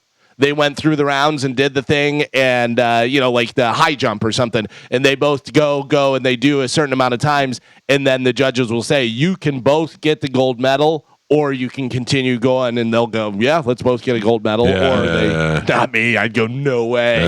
And lose and then be mad. Does it end this weekend, the Olympics? It usually goes, 2 weeks? It ends the 11th. Yeah, so that would be Sunday. Yeah. Then Tom Cruise is going to do something crazy at the end. Have you heard about this? Yeah, he's doing a big stunt. Yeah. Wouldn't this be messed up? Yeah. Because their next ones are in L.A., so he's doing like a handoff to L.A. Oh. And, I mean, wouldn't it be messed up if this is where Tom Cruise dies? Oh, in the Olympic wild. stunt? It's kind of, he seems too precious to be putting in biplanes and stuff. I think we should sacrifice Snoop Dogg instead. Yeah, I'm fine with that. Yeah, I'm fine with that. For sure. If he Not dies, Tom we're Cruise. like, if he dies, he dies. What if they send Tom Cruise up in this spaceship, but send him to the space center, and he can't get back? That would be the best. I mean, Isn't he doing a movie in space? Yeah, I thought he got clearance from the Russians, and that's where he was going up with them to film some stuff in space. Those guys on the Starliner crew were supposed to be home when? I thought in a month or two was their projected. I can't remember. Oh, so they're the not exact- late yet. No, I believe at this point they are late, which is why You're it's saying now, a month or two ago. Yes, And now they're saying February. of next year. Yeah, And they have enough food, or they have to send food up there to them? I believe they have enough food. It's just a matter of what's the word I'm looking for, where they can't figure out logistically how to bring them back home. Oh, man. So they're saying they may have to send another ship up there to get them. Yeah. Kind of like The Martian. Yeah. Right, but can you imagine? Thank God they're not on Mars, though. Right. They're just floating around in the sky. And if I remember correctly, I believe this is they were using Boeing products, and that is the big issue, which why they can't get home is there was a computer failure. So the pod that they were supposed to return in, the door keeps opening. It's something like that. Yeah. You think it's like that Russian astronaut? They sent her up there with no idea how to get her back. No way. It'll be fine. Don't worry. I mean, at this point, Calvin called her an astronaut coming home. Cosmonaut coming home. Yeah, like you'd like to think that they would have this figured out before they send people up into space. But also, I mean, there's always a possibility of something like this happening. You can plan for everything. You think you plan for everything, and then something else happens. You go, "Ooh, we didn't even think about that." Good point. I mean, how many times have you done stuff like that where something happened and you go, I didn't even think that would happen? Yeah, but I think there's a million computers thinking for you in this case. But what's so crazy is I think that because we've seen this so many times that now that they're like, you can't come back home, everybody's like, what do you mean you can't come back home? Like we just watched you do this. Elon Musk is doing it. The Virgin Mobile guy is doing it. Like, what are we talking about? What if they're stuck up there like the three prisoners from Superman 2, and they're just floating around in space? Yeah. They trapped in a mirror. There's one conspiracy theory right now that they've been doing research on, like they've been growing plants and testing out all these organisms and how they grow on the space station. So there's a conspiracy right now that one of them's infected with something and they don't want to say anything, which is why bring it back to the don't bring the alien back. Yeah. So they're saying that there was like this computer glitch when like a lot of the guys from NASA on the message boards, they're they've talked about how they run these computers through hundreds of tests before they do anything with a live person. So, like, how could there be a glitch? I heard a conspiracy that every year they have to sacrifice people to some monster that eats the people. They're going to bring back space COVID. Oh man! So what if that was the deal? What if she's like, what if the female is like, yeah, I have this thing that they don't want to bring back to Earth, and we're like, okay. Come on. We just watch you float around space for the rest of your life. Yeah. And you don't age, right? Not as fast. Yeah. And then the only thing they could do is like start an OnlyFans. Only space fans. But I mean not for naked, but just so that we can go talk to them and check it out. Yeah. I mean that makes sense. She's like, I'm bored. Lost today. in space. Yeah, because I know on the space station, the I don't know if the Americans do it as much, but the Chinese they were like holding classes for colleges on the space station about space stuff. Right, they were teaching. Yeah, and so now like where the conspiracy theories are coming from is because the Americans are doing less and less on camera, and they're not communicating as much. Everybody's like, "What the hell is going on?" That's the other thing. Who are these people? I have no idea. I've never heard of them before. Any of this stuff. Like we don't know. They're not from here. I'm not that familiar with them personally. I only know their circumstances as of right now. Would you kill yourself? Yes. 100%. How long? If they told me I wasn't coming back, if I wasn't infected with something, I'd give it maybe a month. I'd hang out for a month, and then if they still didn't have What if any they're way, like, listen to me, you can live here for the rest of your life in this thing. We have ways to send you food, and we'll keep uploading movies, and you can communicate through email. it'd be so You lonely. you got 3 other people with you. All right, I guess I would probably How long wait. before you turn to the 2 other months. cosmonaut and be like, do you want to do it? Yeah, You know what I mean? Yeah. If we're stuck, I mean, days. I mean, imagine You know, like- imagine having to float around like that for the rest of your life. I couldn't. Everything from drinking water to brushing your teeth to Pooping. like everything is now changed forever. I don't think these are real astronauts. Why? They got weird names, right? They do. Butch Wilmore and Suni Williams. Yeah. So what's that? What's wrong Butch with and that? Suni. Yeah. You think they made those names up? How many Butches do you know? Oh, I know a bunch of astronauts named Butch. By the way, that was in my open letter to people. Names that. Yeah. Butch. Yeah. You don't hear Butch. I don't know any anymore. Butch. Well, Butch isn't a name; it's a nickname. No, Yeah. this is his name. That's not his name. That's what I just said. Fake name. That's Fake not my name. astronaut. That's not my name. Astronaut nickname. That's his Maverick. Butch Wilmore and Suni Williams, 2 veteran NASA astronauts. It's just the 2 of them. Yeah. Yeah. They said Oh. they've now been in space for 63 days. I thought it was 3 people, so it's just 2. So you know they're gonna start banging. For sure. Well, also, hey, Suni, you want to have sex? Guess what? You're going to. Whether you're Or what if Butch is what if Butch is gay? And he's like, no, Suni, and she's like, oh yeah, yeah, Sad Suni, bummer, you know. Do any of you guys have a Costco card? I do. Do you? I Yes. do. Guess what? Costco will soon require members to scan their membership cards when they enter the warehouse rather than just walk in and flash it like your badge. You What? actually have to scan it now. Like, are they that hard up on cash that they're now? You know? Like, And Maybe also- people are making little trips to Costco and they don't have the Costco card. But no, you can't cash out. Yeah. You have to scan Right. it before you Well, scan then any of maybe, your items. maybe they're tired of putting everything back whenever you walk in there and do get the 2 cards full of stuff and then be like, oh, you have to have a card. I have done that, but I've left my card in the car. So I just had to put it to the side and go back and get it. You know what I mean? Like nothing crazy. They got a but- digital card now on the you keep on the app. Well, we have a Sam's card. Oh, and, that's not Costco. And it's Chad's mom's card. Oh. He's Stolen on her. valor. He's on her plan. So Fake astronaut. Yeah, exactly. But it still works. Are you guys familiar with the Costco guys from social media? Evidently, everybody is. They're a father and son team from Boca Raton. Oh boy. The father looks like he wears eyeliner, and the son's a little fat kid. JD I Vance? did. Yes, I did see these guys. I cannot stop. I hate watch them Yeah. every day. And my kids were like, "You watching the Costco guys?" I'm like, "How do you know who these people are?" The kid looks like a dick. Yeah, He's they like both a look like real- dicks. The yeah. father's like, "Hey, I'm a big muscle guy," and the kid's like, "Me and my dad, we're Costco guys." But it's so I hate watching it. And then they made a song, and I'm gonna find the song here during the break. But they made a song, and I can't stop watching the video for the song. It's just them.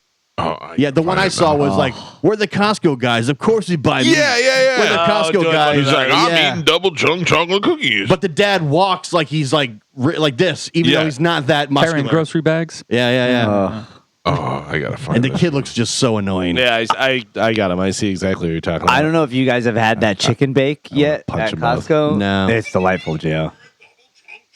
I'm gonna have to give the chicken bake the boom and the double chunk chocolate a doom. This kid's not. No. Oh Jesus! The dad's forcing him to do that too. Yeah. That kid don't want to do that. They sing a song. I gotta play the song for you because you're Here gonna he go. comes, the Costco king. It's 1,000 times. It's 1,000 times worse.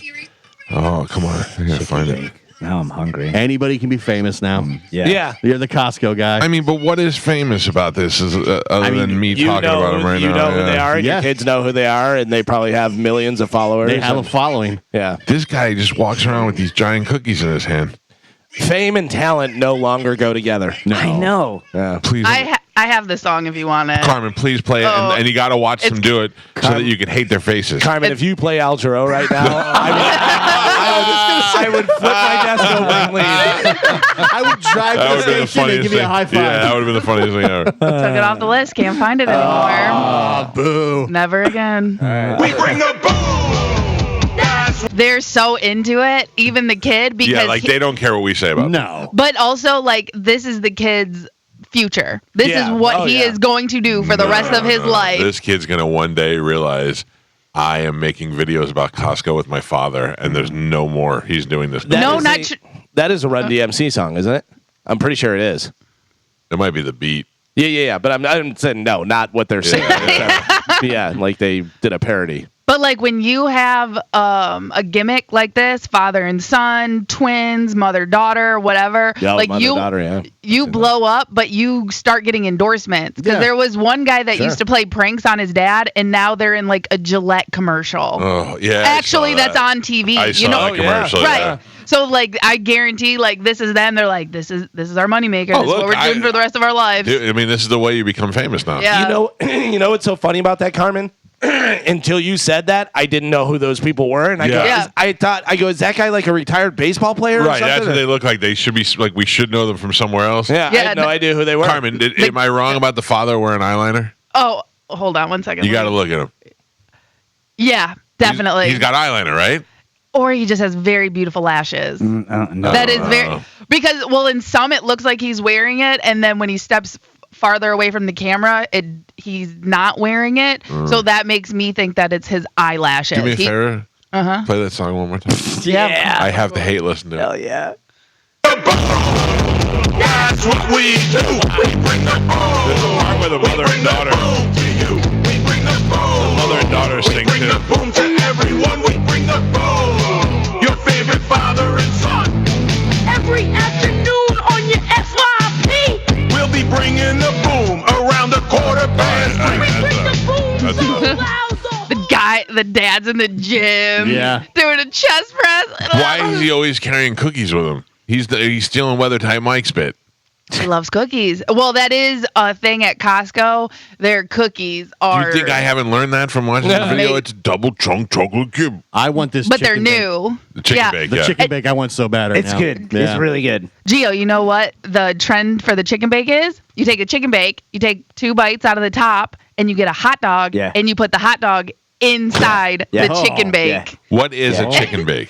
It's like a hot pocket. Yeah. Right, but Oh, it's like which- chicken it and looks pretty good. cheese. It's delicious. But she's It's like right. it's like a foot long though. Yeah. Too much space in the actual bake. They need to add more meat. That's why I think that the hot dog is perfect. But Too much everyone's bake, not enough Yeah. meat. I'd Exactly. like to stuff that kid inside one of those chicken bakes. easy. Uh, Easy. The old hot dog and the chicken bake. Yeah. They were doing that like a beef sandwich for a little bit. I never got to try. I don't think they offer it anymore. That was like $13. I've never eaten food from Costco, not What? even a hot dog. So good. Someone else said that you can do like a chicken Alfredo pizza from Costco. It's on their special menu. You have to like call and order it ahead, but it serves like 20 people. Yeah, It's huge. I'm not knocking it. I just Yeah. never had the opportunity. You used to be able to go in and eat the food even though you weren't a member, and then Yeah. they put a stop to that. Yeah, Now how they- dare you? Don't they- try to impede on my membership. They check the cards.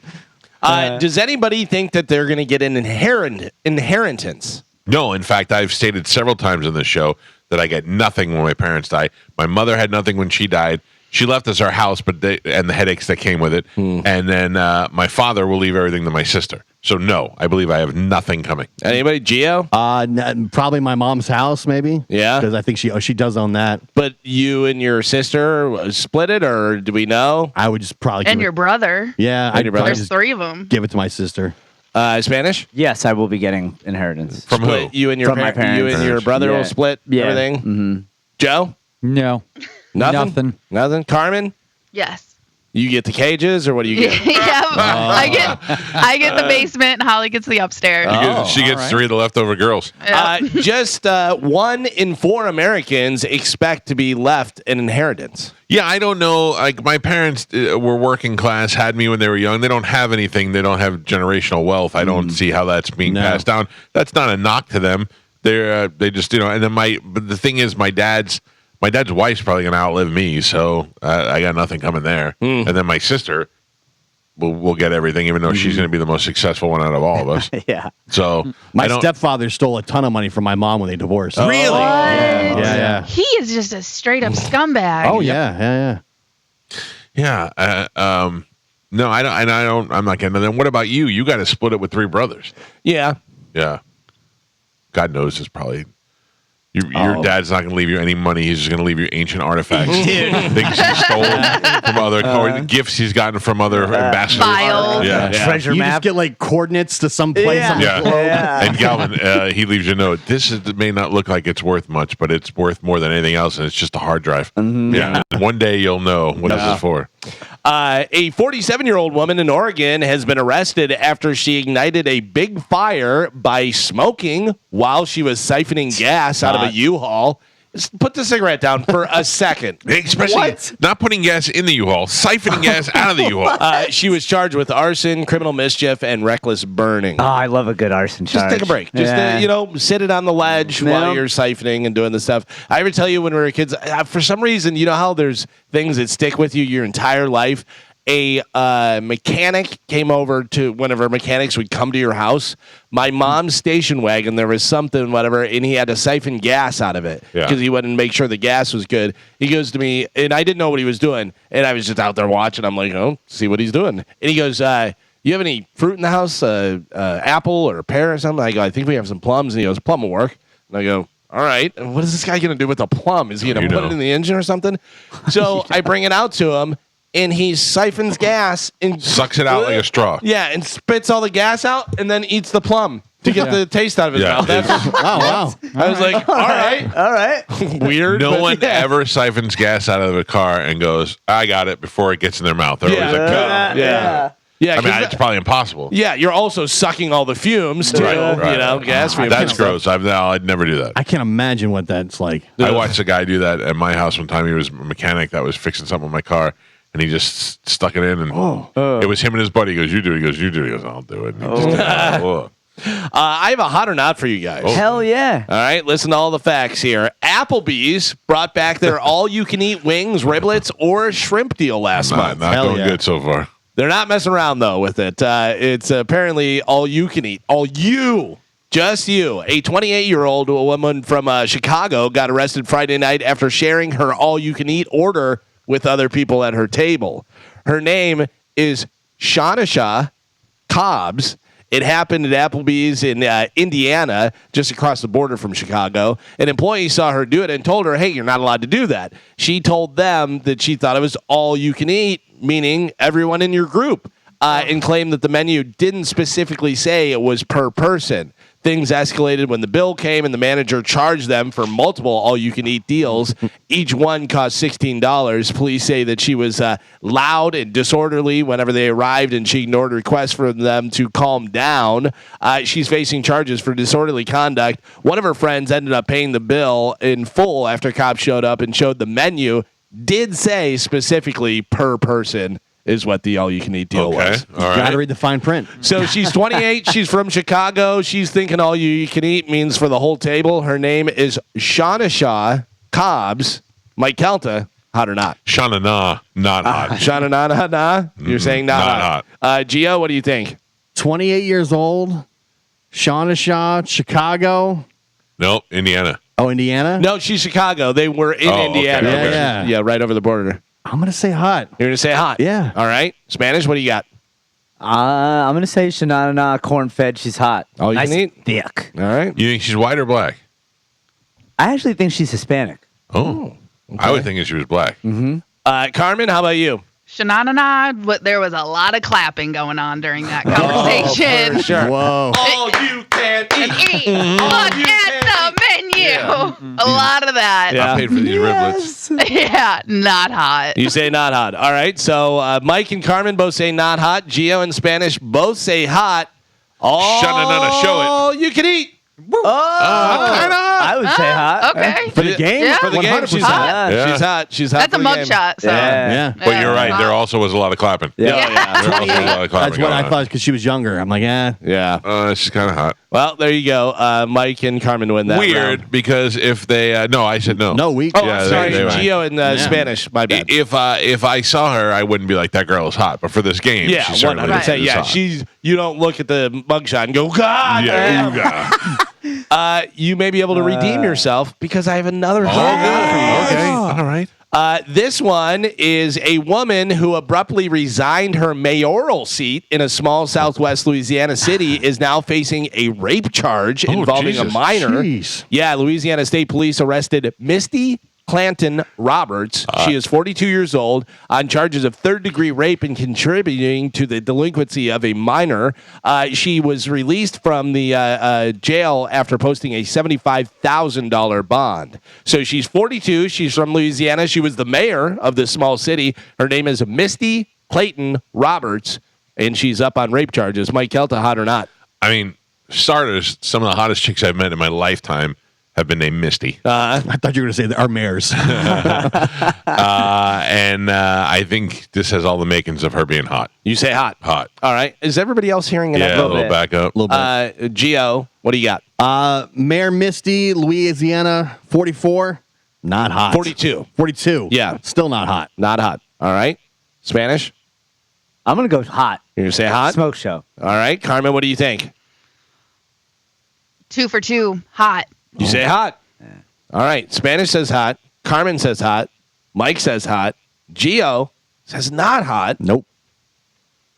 She's hot. Oh, yeah. damn. She's Misty hot. Mountains. Yeah, she is. She is Misty. all right, man. Yeah. Okay. I should have figured politician, you got to look, somewhat Yeah. presentable. Again, hot for the game. Yeah. Yeah, hot. I hot. think Yeah, in real life. attractive. Yeah. I wouldn't say hot, attractive, but for the game, 42? hot. 42? Depending what she's wearing when Yeah. you walk past her in Walmart, you'd be Yeah, like, "Whoa." yeah. For what she's Walmart hot for Yeah. sure. Yeah. You'd be like, she keeps it tight. Yeah, she For does. 42. We said she keeps it raped a tight. kid? Well, Yes. let's Whoa. not say it that way. Easy. She made sweet love to a Yeah. guy of questionable age. It was an entanglement. She's facing charges. We don't Oh, know whether sorry. that actually happened or not. If you're hot, it's okay. yeah. Wait, If no, it's a boy. no. If it's a boy. The game is not whether the rape was Oh, okay, I know, yeah. Gio. You should know the game. It's hot or not. Got the crime, miss. But I agree with you. I don't know if we're going back in time or what's happening here, but McDonald's just announced something called the Collector's Meal, which will include one of 6 collectible cups. They're available for a limited time starting on Tuesday. The meals include 1 cup, make the joke, and the option of a sausage McMuffin with egg, hash brown, and a hot coffee during breakfast hours, or the choice of a 10-piece chicken McNugget or a Big Mac sandwich with fries and a soft drink for the rest of the day. Here's the 6 cups, what they look like. They have all the different ones there. Yeah, see that? The collector's meal. I would get Oh, one. yeah. But the weird thing about it is the different ones. So they have a Barbie and Hot Wheels.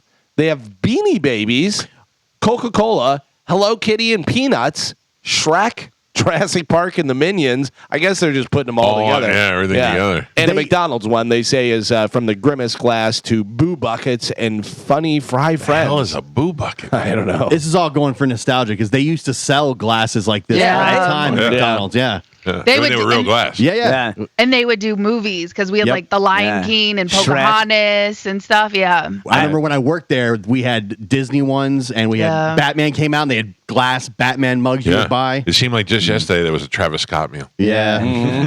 I love it. I'm going. Those boo buckets are pretty sweet. I remember. What is a boo bucket? So when I was a kid, you would get your Happy Meal in the boo bucket, which is just like a bucket you would carry around for Halloween to put your candy in. for Halloween. oh, Yeah. a boo bucket. Yeah. Okay. Gotcha. Yeah, so they're going for all the nostalgia.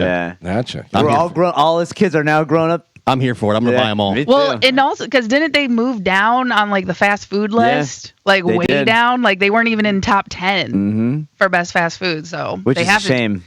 but it's also McDonald's. Like they have to do something. These are going to be a huge hit. People Yeah. are going to fight over them. Yeah. Yeah. Really? Yeah, I think so. Happy International Cat Day. Hey. You guys have one cat. We don't anymore. What happened? She ran away. Yeah, she went back to her original owners, probably. Yeah, we got the dogs, and now she doesn't stay with us. Yeah, 3 dogs, 1 cat. She's like, peace out. Yeah, but she is across the alley. We see her every now and then. Oh, okay. She's waiting. Yeah, she's just waiting for the dogs to die. So here's the thing. I was talking to my wife the other day. Anytime I see a dog, of course, dog. When you see a dog that is out and nobody's with them, you go, oh my God, that dog got out. We should help that dog. I mean, I think about it, but I don't really do anything. Well, I do. Yeah. But you have the connections too. But also, if you see a cat, you just go, oh, cat. Yeah. Nobody thinks a cat is ever lost. No. Cats wander around and do their thing, whatever. A dog, immediately, if there's nobody around, you're like, oh my God, we got to help this dog. If I see a dog and I don't help, I go, if I come back and the dog's hit by a car or something, you'll feel terrible. Yeah. If it's a cat, I go one less cat. But cat, you just assume the cat's just out on the prowl. Yeah. It's just out walking around and stuff. Got business to do. Yeah. If the dog doesn't have a collar, do you still try to help it? Oh, yeah. I see, that freaks me out. I feel like it's like a stray dog or angry. It could be. Listen, yeah, it could be, but you take it to the Humane Society and they can check it for the chip. Yeah. Because some are chipped, and if they get they're taking a bath or something, they get out and they don't have their collar on. I found my neighbor's dog, and I just put it on the. We have a Facebook page for our neighborhood. Yeah. I put it up right there, and they found the dog. They came by like 10 minutes later and got him. I had the dog. Remember whenever we were coming to the tailgate? My wife and I were coming to the tailgate, and we found a dog, and I'm like, I can't leave this dog. I don't know who it belongs to collar? or whatever. No collar. And so I brought it to the Humane Society. I dropped my wife off at the tailgate, went to the Humane Society, dropped it off there, and then the people got it that day. Oh, that's great. That's great. Yeah. Yeah, and they chip those pets now. That's a great thing. They just wand them and they go, oh, I don't know what that is. Also, happy National, Carmen, you're going to love it, Pickleball Day. Hey. Get out and play some pickleball, eat some pickles, whatever you want to do. I'm in. Yeah. I haven't played pickleball in so long, and I even got a new paddle. That's what my grandma got me for my birthday, and I haven't used it yet. Mm-hmm. Very sad. Why do they call it pickleball? I don't know. Like, what's the pickle portion of it? Initially, they played with pickles. No. But because it's called pickling when you go back and forth, like volley is what you call it for like volleyball and stuff like that. Well, you call it pickling and pickleball because it's called pickleball. Yeah. But why is it called pickleball? Yeah. Why'd they choose pickles? Well, because she said it, because the volley with the paddle is called pickling. No. In pickleball it is. Because it's called pickleball. It's volleying. But in pickleball, you call it pickling because it's called pickleball. What came first? I think like it goes back and forth, so they call it pickling because you're just hitting it back and forth. Right, but that's volleying. The only reason they're calling it pickling is because it's called pickleball. Pickling. Why is it called pickleball? So the guys that in the summer of 1965, pickleball was founded by Joel Pritchard, Bill Bell, and Barney McCallum on Bainbridge Island, where they said it's a reference to the It's a reference to the thrown together leftover non-starters in the pickle boat of crew races. So I guess the guys that came up with it used the term pickleball from pickle boat of crew races. Yeah. I need a better hand. Let me see if the phone lines are blowing up. Maybe. Hello, Mike Calta Show. Hello. Hello? Yes, sir. Hey, I was just going to give you some insight on the wrestling, if you wanted it. On wrestling? About the girl that missed weight. Oh, the girl that was 100 grams over. Yeah. Vinesh? What you got? Yeah. Her normal weight is like 57 kilograms. And the problem with Olympic wrestling is there's only 6 weight classes. And, in the U.S., there's 10. So if you're like in the middle of a weight class, you kind of got to lose a lot of weight. And she was way overweight, and she had gone the day before, not eating, not drinking anything when she wrestled. And she had a small meal after her last match, and she ended up like 2 kilograms over. And I guess, according to the report, is she stayed up all night, got no sleep, ran, sauna, and they even cut her hair and drew blood from her. Oh, they did, huh? And they took blood, too. She was trying everything. Yeah, she tried everything. And there actually is, you were asking about a time limit. There is a time limit that you have to make it by. Wow. And when she got on the scale... And 2 kilograms is 4.4 pounds. Oh, so that's significant. That's way over. But this was 100 but by the time by the time she got on the scale, she was 100 grams over, which is 0.1. So she'd already lost almost a whole 4 pounds, but yeah. Right. And I guess when she got off the scale, she actually fainted and they hospitalized her because she was so dehydrated. Sure, she had no fluids left in her. Oh, man, that's brutal. So I don't see how she could have won anyway, even, going through all that. Yeah, she would have been out. Yeah. All right, thanks for the heads up. Yeah. All right, buddy. Thank you. It, thanks. Oh, I'd be miserable. And then you still don't get to do it. All that for nothing. Right. Oh. Mike Calta Show, good morning. Yeah, I just wanted to mention that somebody had said you can take a dog by the Humane Society to be checked for a chip. You can take a dog to any vet. Sure. And they'll check it for you. Yeah. Oh, thank you. I just was saying the most common place if you have Galvin was saying if you have a dog that you find, you bring it to the Humane Society. But yeah, if that dog is chipped, any vet will be able to just scan it and find out.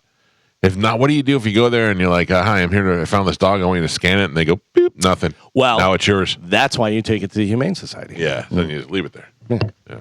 And they can get adopted out. You skip a step. I would go, okay, let me run to my car real quick and then just drive away. With the dog. No. What? No. I mean, I don't need a third dog in this house. Yeah. We almost got Aretha. Franklin? Yeah, but it was another dog that was up for adoption that my wife fell in love with, and I was like, we cannot have a third dog. 3 dogs are a blast. Once she gave that dog a name, we almost owned it. Yeah. 3 dogs is a lot. Once of that fun. dog was Aretha, we almost had her. You guys 3 dogs over there? Yeah. And all the pantses? What's the third dog? Wow. Oh, Pants dog. Yeah, Mama Pants' dog, which Sophie doesn't really hang out with a lot of people, but she's starting to warm up to me, and it's really awesome. She's a big time. So you got my mom's dog? Yeah, Sophie, you got Bruce Leroy Jenkins, and you have Stella. And where'd Stella come from? That's Christy's dog. Yeah. Oh, they got 2 dogs. Mm-hmm. Well, it's the mom's dog and Christy's dog. Man, And we have 1 dog. 3 dogs, Yeah. 2 idiots, Yep. and a Pants family. Mhm. Yep. We have 2 idiots. Yeah. Oh, We have 2 Talking about dogs and a tortoise and a midget cat. yeah. This is like a wayward home for pets. Yeah. I like that your cat's still here, though, because I miss my cat, so I get to Take this one. I would love to, but I have a feeling she'll get eaten alive by 100%. Stella. Yeah. I mean, if you want the cat gone, we could definitely do that for you, Michael. No, I can't. Yeah. Listen, my It is daughter. Take care of it. It is can day. It's like no. I hear you do wet work. It's like It's like Michael's son always knew that Michael killed Fredo, so I can't have my daughter always knowing that I gave you guys the cat to get rid of. Did you see this? Taylor Swift's 3 Eras Tour shows in Vienna are canceled after police stopped a planned terrorist attack. How about that? 2 male suspects with connections to ISIS were arrested. Was it against her or just the people? Yeah. She's going to bring a big crowd. That's horrible. Trump should get Taylor Swift security instead because they know how to stop things. I'm confused though because the terrorist attack was supposed to happen in Vienna, and that's why she canceled. Like I'm confused why she. So okay, all right. She canceled that leg of the tour because they were planning on. They had information saying that there was a possible terrorist threat. I thought they were. Yeah, I thought they were threatening her, which is why she canceled. Well, they were threatening her shows. Gotcha. Yeah, and still, I mean, if you're her father. Now that makes me. I go bring it home. We have enough money. I thought she would be used to death threats. Yeah, that's not death threats. That's international police thwarting an ISIS attack. That's a big difference. And they'll blow things up. Yeah, they're not looking to kill her. They're looking to kill a lot of people. Yeah. Where's a lot of people at a Taylor Swift show? Gotcha. Yeah. I don't. Yeah, that's chilling to think about. Spotify has especially officially if you're going to see her in October. Yeah. Spotify has officially declared 2024 the year of the cowgirl. More than 220,000 user-generated cowgirl playlists have been created already this year, and more celebrities and influencers are wearing Western boots and wide-brim hats to emulate cowgirls. Obviously, Beyonce, a big catalyst for this. I blame and Morgan Wallen. That's who I blame. Is she done yet? No. Nah. Come on. Now she's making the podcast rounds. She's done. Did you see Dice talking about her? It was one of the podcasts. I think it might have been it was with Segura. Tom. Yeah. Dice is like, this girl, for every guy she's with for the rest of her life, she's going to have to do that. And I thought, that's true. Yeah. That's true. Andy goes, that's it? Yeah. Can you get up on top of the bed and hit it from the top? yeah, I don't get the whole. I still never fell into the whole country thing. I'm not against it. I just don't love it. You know, I like some of it. I like some of that Morgan Wallen stuff, but I'm not listening to it. But man, my brother-in-law, he became a country fan. Yeah, we were out on his boat. And it's like country song after country song. I go, look at you. And he goes, I know. He goes, my Spotify playlist is called, I guess Craig's a country fan now. Yeah. My daughters, they both love country music. And I can't, you know. My daughter doesn't. Yeah. Yet. They've just recently got into it. Then they like, same thing, like Morgan Wallen and Luke Combs and all these guys. See, I grew up listening to country, and I like it only because it's easy to listen to. But when you say you grew up, what are you're not talking about Reba McEntire? You're talking about Big and Rich. No, I'm talking about Tim McGraw, Reba McEntire, like old school country, 90s country. I'll listen to some Garth Brooks Thunder Rolls from time to time. Yeah. You know what I mean? But I still like the country now only because when you're in public places, if you're at a tailgate or you're on a boat or something like that, it's friendly for everybody. It's good drinking music. Yes. It's good drinking music. You put it on the background. You get a little drunk. You'll start singing with it because you don't even know the words. It's an easy listen. If you're in any bar and you just go, I got friends, everybody's like in low places. Well, I'm not against it. I worked in country radio and didn't really belong there, but it wasn't because I didn't like the music. And it just was a weird. These modern country artists, they're the ones that are selling out the stadiums right now. Oh, sure. It's wild. Yeah, it's big time. Speaking of selling out stadiums, Lauryn Hill says the Fugees' U.S. tour dates were canceled due to low ticket sales. That's what she's saying. She blames the media for it. Oh. But the shows in the UK and Europe will go on as scheduled, I'm sure. She's a bad person. Yeah. And she's just a bad human being. She said some awful stuff in the past. She cancels her tour before, and then all of a sudden it's the media's fault now. You didn't show up the last two times. So now this one, the worst you could do is cancel the day before or a couple of days before. Call either lower bowl it and just play to the lower bowl, or go to bring it to a smaller venue. Say, hey, we didn't sell enough tickets. We're going to, instead of doing it at the amphitheater, we're going to be doing it at half of Amalie Arena. Or her ego won't let her do that. Well, she's a bad person. She's just like Drew said, she holds her fans in such low regard that she is selfish. She said the media covering the previous cancellations. The previous two cancellations is why. That's why she's blaming the media. It's their fault. I wouldn't cover that. My wife got online, bought those tickets, bought the VIP, spent all the money, did all this stuff, only to get canceled for the third time. Yeah. Do you think she's ever going to go do that again? No, because nobody trusts you anymore. Don't crap on your fan base and then blame the media about it. Yeah, Fuji me once. Shame on you. It's the dumb stuff on this show that makes me laugh. Nelly was arrested for possession of ecstasy. What year is it? Yeah. Do you see the mugshot? No. Yeah. Is it a good one? He does not age. No. He looks like he's like 25 years old. Huh. I was surprised. Nelly doing ecstasy in the same day that McDonald's is giving away glasses. Yeah. What year is it's a weird thing. I love it. Kanye West says he was drinking Hennessy when he posted his anti-Semitic tweet. Kanye's former chief of staff claims that Kanye was getting nitrous oxide from his dentist for recreational use. Hell yeah. Good, Michael Jackson. End up the same way. Yeah. Here's the thing. You can get me as drunk as you can. Give me a bottle of tequila and get me as drunk as you can. And will I say anything stupid? Yeah. Will I say anything embarrassing? Yes. Will I say anything racist? No. Will I maybe use words I shouldn't use in different contexts? Maybe. But Kanye West hated Jews when he was drunk. You can get me as drunk as you want. I am not hating anybody. The real you comes out. Right. That's the thing. Yeah. You may get me to be like, what's up, my buddy? You know what I mean? I may be using the wrong words. What's up, my neighbor? But you'll never see me saying bad stuff. And you'll never see me. You get me as drunk as you want. I'll never be like, let me tell you why Jews are ruining the world. It's never going to come out. So he can blame alcohol all he wants, but the truth is, it was in there, and we just shook it out. It just shook it out of him. Another guy that people don't like right now is P. Diddy, although we don't know where he is or what's going on with that. It seems like he just kind of disappeared. But Kesha says she is going to re-record TikTok to change the P. Diddy line as soon as she has the legal right to do it. Nobody cares. Yeah. Nobody cares. Yeah. Nobody cares. Nobody cares. Yeah. Did Kesha put out a new album? I think so. I think she just put out a new album. She was good for a minute. She was good for a minute, and she lost all the rights to all her music. I remember. Yeah, because that was the producer, the Taylor DJ Swift was Luke involved or with, whatever his name was, or something like that. I thought that was the Scooter Braun guy. No, that was Taylor Swift. Oh. But so this P. Diddy thing is, he's like disappeared. Yeah. And I guess I was just reading something either yesterday or the day before that they've been going through his hard drives because, he had all the cameras in his houses. And one of the prosecutors is saying that there's so much footage that they have to go through from all these parties. Did I dream this? Or is supposedly some of the footage they have J-Lo? No. Oh. Somebody banging the father from Family Matters? Yes. Yeah. Al Yeah. Who was it? Was it P. Diddy doing it? They didn't say. And what I read, they didn't say.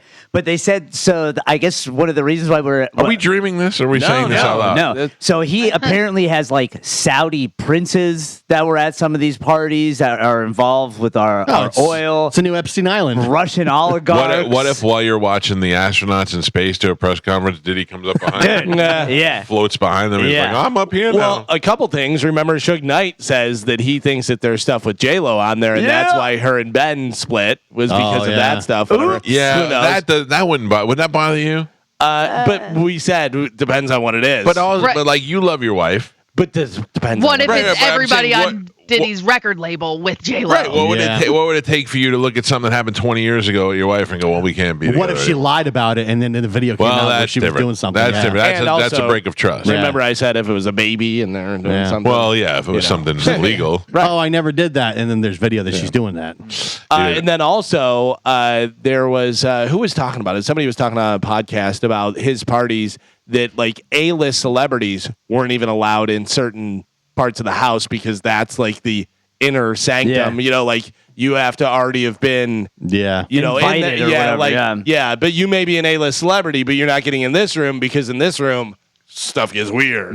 How weird could stuff get? Oh, it can get weird. Like Eyes Wide Shut wasn't even that weird. Have you ever listened to any of the stories that people say when they've been invited to these parties, like C-list actors that say that they had an in, and because they didn't involve themselves in any of this stuff, they got kicked out? Have you never heard any of that stuff? No. Where they talk about like rapes and doing stuff with animals. Kids and drugging. There was an athlete that said that he got invited, and one of the other people told him, leave before 11 because it gets weird. Yeah. And you don't want to be here. Because they start like spiking your drink, and then the next thing you know, you wake up in a room with someone behind you. How weird. They're, what if they're really killing kids and stealing their essence and doing all that kind of stuff? What if they're doing that? That's weird. That is weird.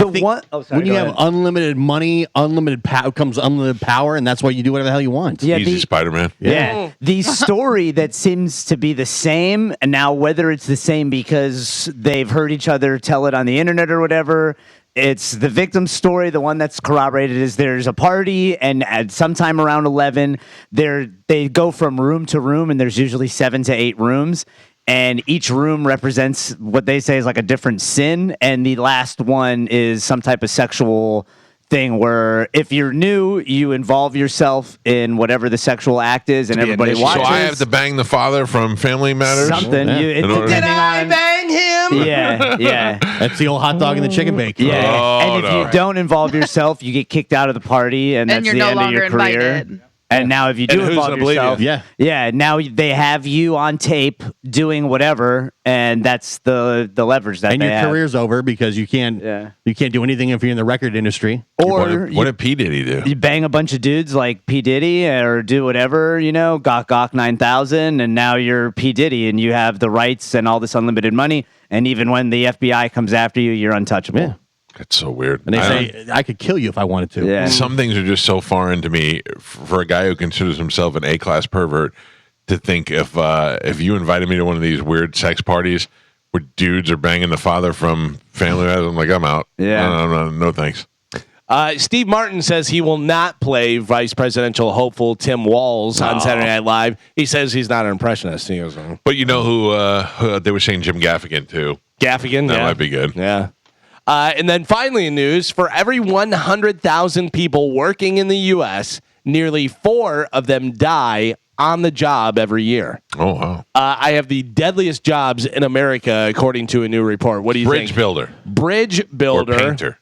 Yeah, I think that could go under construction. Okay. We'll go construction. Yeah. 39 deaths per 100,000 workers per year. Wow. Very high. What else?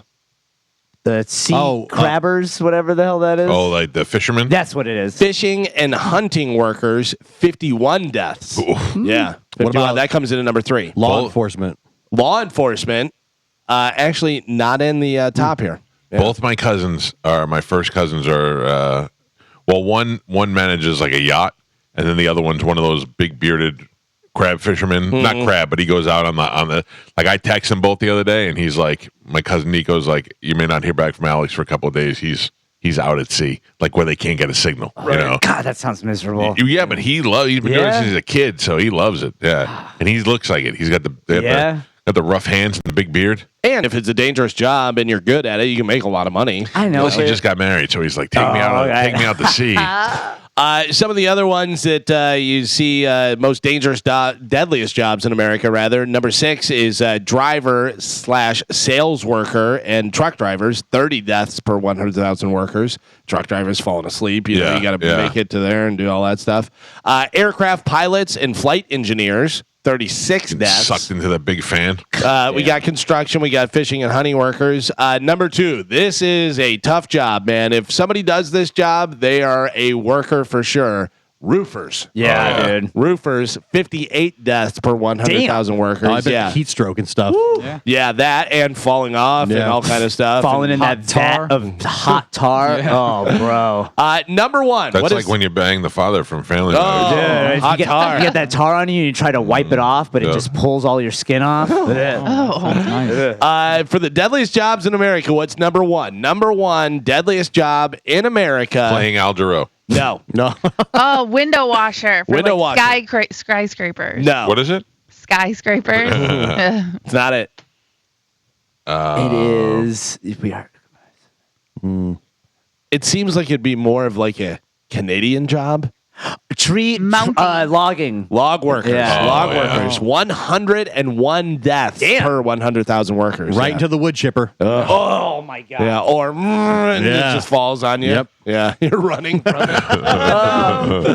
Well, there you go. That is it for news. All right, Galvin, thank you. Would you rather get put in a wood chipper or have a huge tree fall on you? Tree. Tree. All day. Yeah. Oh, but what if it only crushes half your Doesn't body? matter. The idea of going into the wood chipper is one of the worst things you could actually And think feeling it. I had to stick my hand in the garbage disposal last night. Nope. So I threw a plum into the garbage disposal. Are you siphoning gas? And my wife is like, you got to get the pit out. I go, no, I don't. The thing will destroy the pit. No. It destroyed the pit. Yeah? Yeah, but she still had me in there because there was something rattling, and I went in there. I was like, fine, I'll get it. And I came out. It was a cap from the water bottle. It wasn't even the pit. God. The pit was already sucked out of the thing. So, yeah, oh, no. Do you remember this? I think you were here, I think, when I lived in Land O'Lakes. Amanda dropped something in the thing, and she went all the way in with her hand, and Joey turned the disposal on while her hand was in there.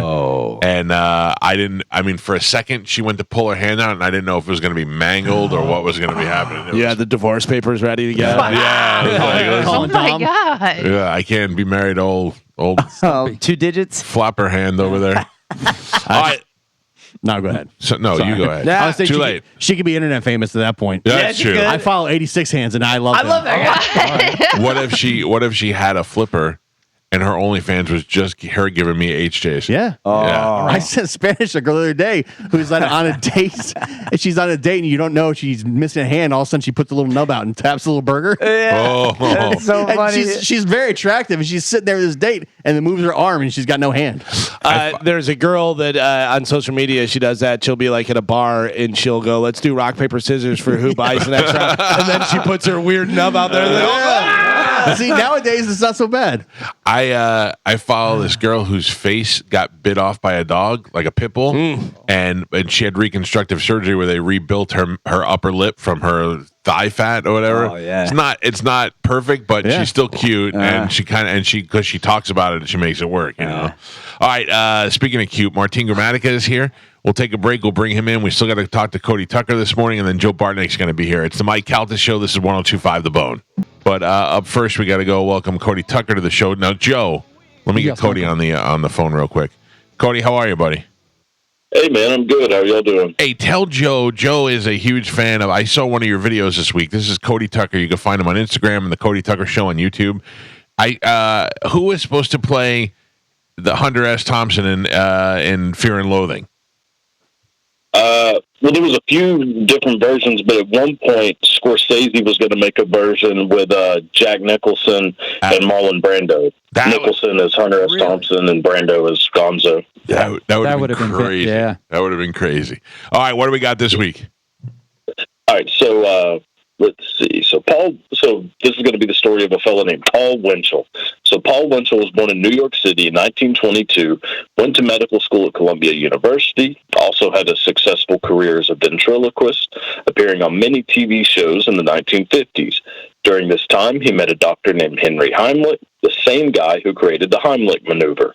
Together, they began working on the prototype for a device that would eventually save thousands of lives. Winchell patented the first artificial heart in 1963, nearly 20 years before Dr. Robert Jarvik's artificial heart. You may not know Paul Winchell's name or what he looks like, but you've heard his voice a million times. Paul Winchell, the same man that invented the artificial heart, is the same guy that did the voice of Tigger in Winnie the Pooh, Gargamel in the Smurfs, and the voice of Mr. Owl in the Tootsie Pop commercials. What a crossover!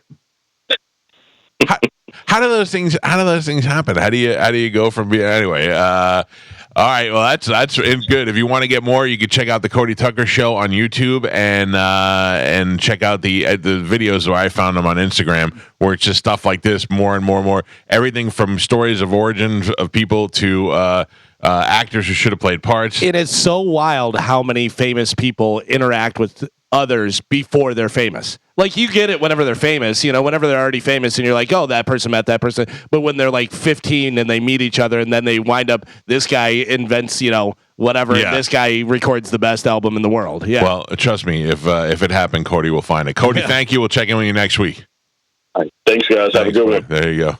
I wonder if poor Cody has to get up early for just that little segment. I love having him on, though. He's a real sweetheart. I've been talking to him over the past couple of weeks. Yeah, he's really cool. You want to kiss him? I mean, I would if you wanted to. I'll hold him like a baby. Real sweetheart. I would not treat him like the father from Family Matters. Yeah.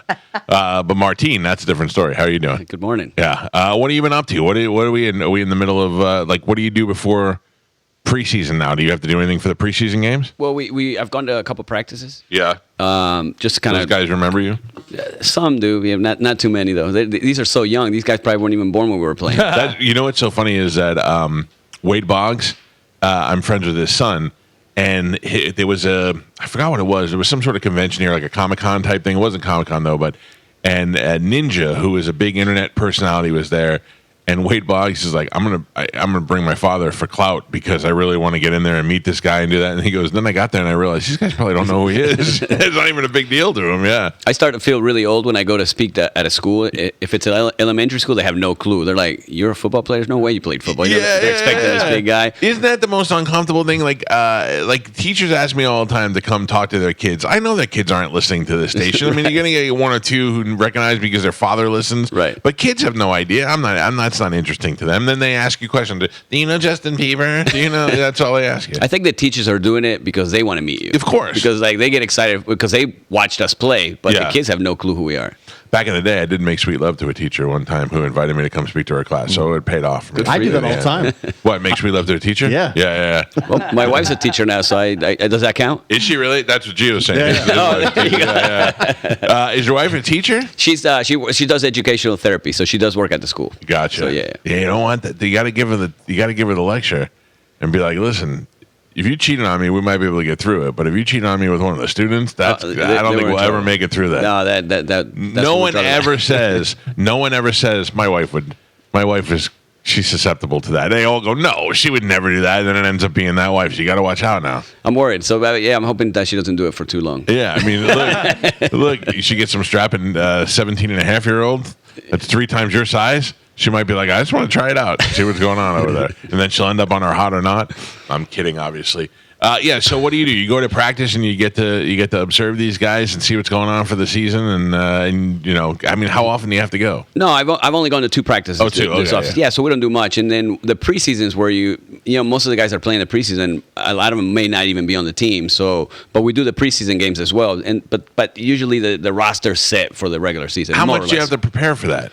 Because there's a bunch of names in there that you don't know, and now you have to say everything in Spanish. Well, the good thing is Carlos does the play-by-play, Yeah. so I know Baker Mayfield. I know Mike Evans. See. That's right. He does all the hard work.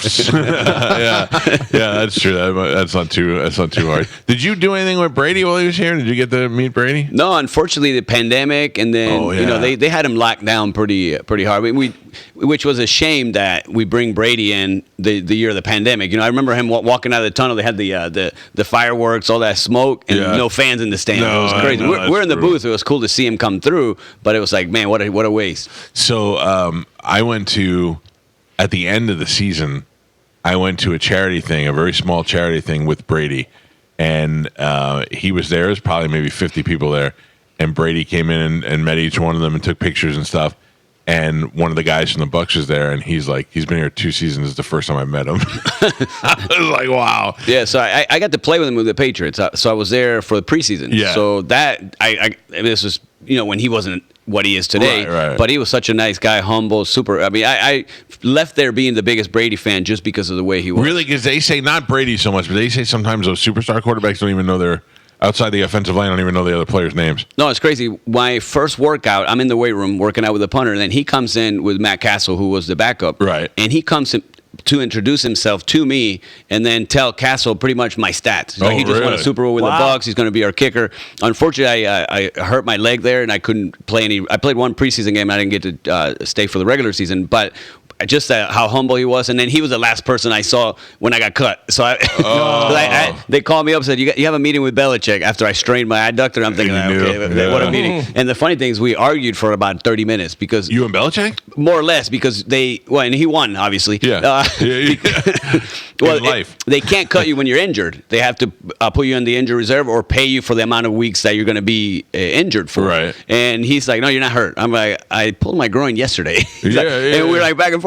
No, but I am hurt. They ended up releasing me as a healthy player, and then you had to file a grievance, and then he ended up winning because my agent got a call from the Patriots, said, look, we can recommend him to a team that's very interested in him, but we're only going to do that if you drop the grievance. I'm like, all right, drop the grievance. Did you get the gig? That's why I ended up going to the Cowboys. Yeah, so which it had worked a great Monday Night Football. Or was it Monday Night Football? Sunday Night Football. Sunday Night Football kick. Yeah. I talk about that all the time because that was one of my most memorable kicks because I was out for a year and a half, injured, and then that was my first kick as a son.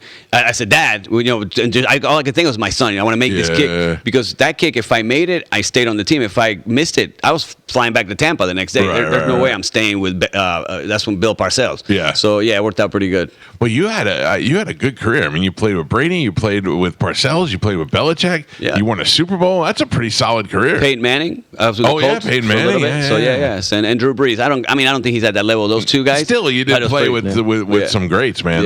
That's awesome. I saw that Martin's son is in the new college football game.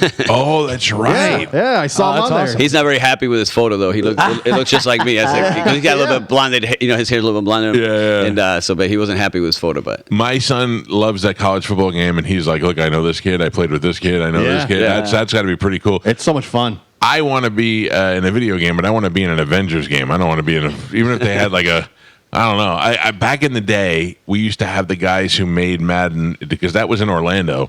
Okay. We used to have them on the show to talk about like the new Madden it's changes still there. on. EA is still based in Orlando. I wanted them to put me in the stands so bad. I just wanted to be in the stands. I didn't want to do anything famous just because they show the faces of people in the stands. Yeah. That would have been so cool. That's got to be cool. This time last year, you're in high school. Now you're in a video game. EA college football. That's one of the most popular games ever made. Huge. And his brother keeps working me with USF. I picked the best team in the game. I still get beat by USF.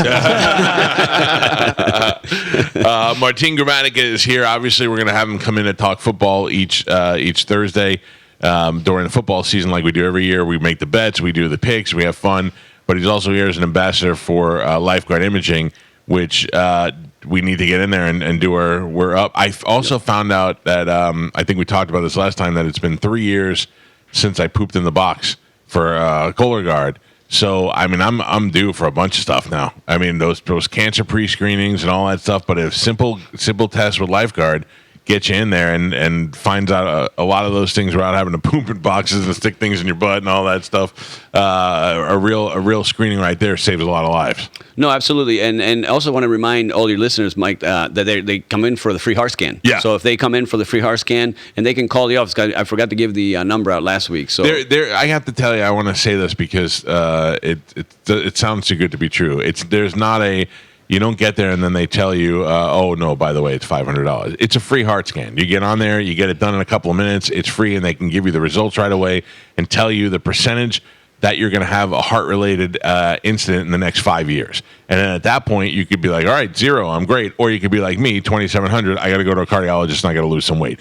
So, and then what we're up against now is going back so we can compare it to last year and hope our numbers did not go up from last year. And there's no better way to monitor that. Yeah, and in your case too, with the full body scan, and then we're going to explain to the listeners when they come in, what the full body scan scans for, and then we'll show them, what the program does.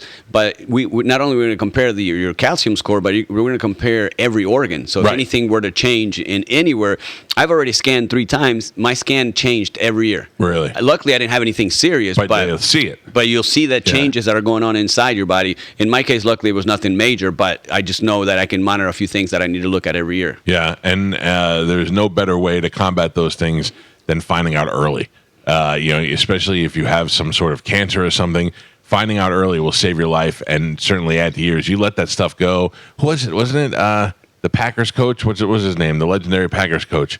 The guy with the glasses, Vince Lombardi, who had prostate cancer and would not let them do the finger test and ended up dying early because he was too much of a man to get that done. Now you don't even need to be that invasive, and you can go get your whole body scan. Wouldn't you rather know early than find out when it's too late? Well, it was Steve Jobs. I mean, pancreatic cancer took his life. So, you have these celebrities that can actually afford to do these screening, but they weren't available. Even though the technology's been around, most people have no idea they can do that, a preventative scan. Well, still not very available to the whole country either. Right. I mean, you're looking at Tampa, you're looking at Arizona. There's only a couple places that you have the opportunity to go and get this done.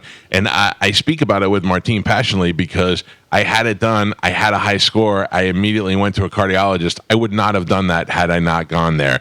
And then started a whole series of life changes after that because of going there. And then at the same time, guys like on the show and my wife and the people who got zeros have peace of mind in knowing. And then they go back 3 years later or a year later and find out that there's a change in the score. You need to figure out what's going on. Right. That's the biggest thing. Just knowing what's going on. You can either treat something that's going on or at least have that peace of mind. Like when I heard, because I found out through the weekly checkup on the bone with my wife, and I immediately told her, I said, we've got to go do that. I just want to make sure everything's fine because we just don't know what's going on inside.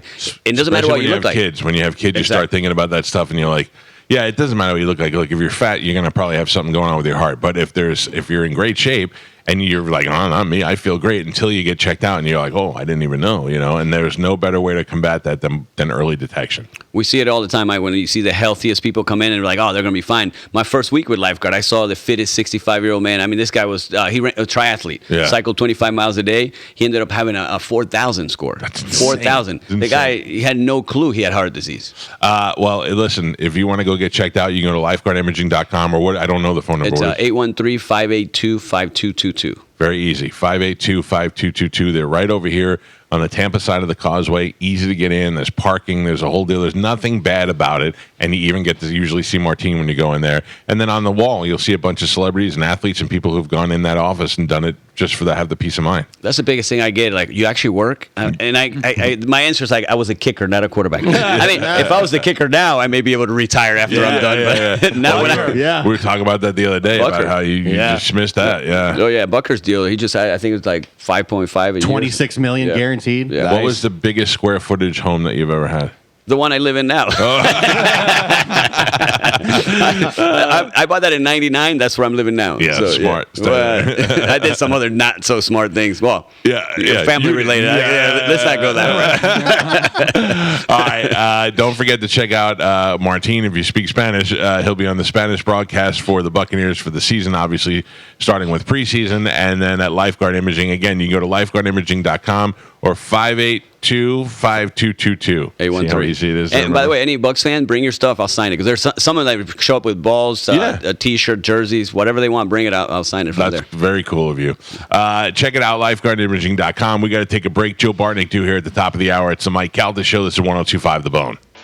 Can I make a bold prediction now? Bold. Be bold. It's a reverse prediction, opposite of something I said a couple of weeks ago. Oh, the Bucks aren't going to do as well? Bucks are going to be awesome. Oh, okay. All right. What do you got? Mayfield. Let's bake. What do you got?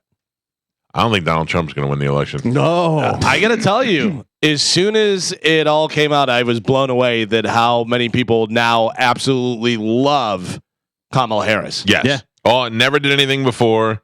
Nobody cared about her before. Wasn't even their choice. Was forced on them. Yeah. Democrats, whatever. Yeah. It is wild. It is wild. And people seem to love Walz.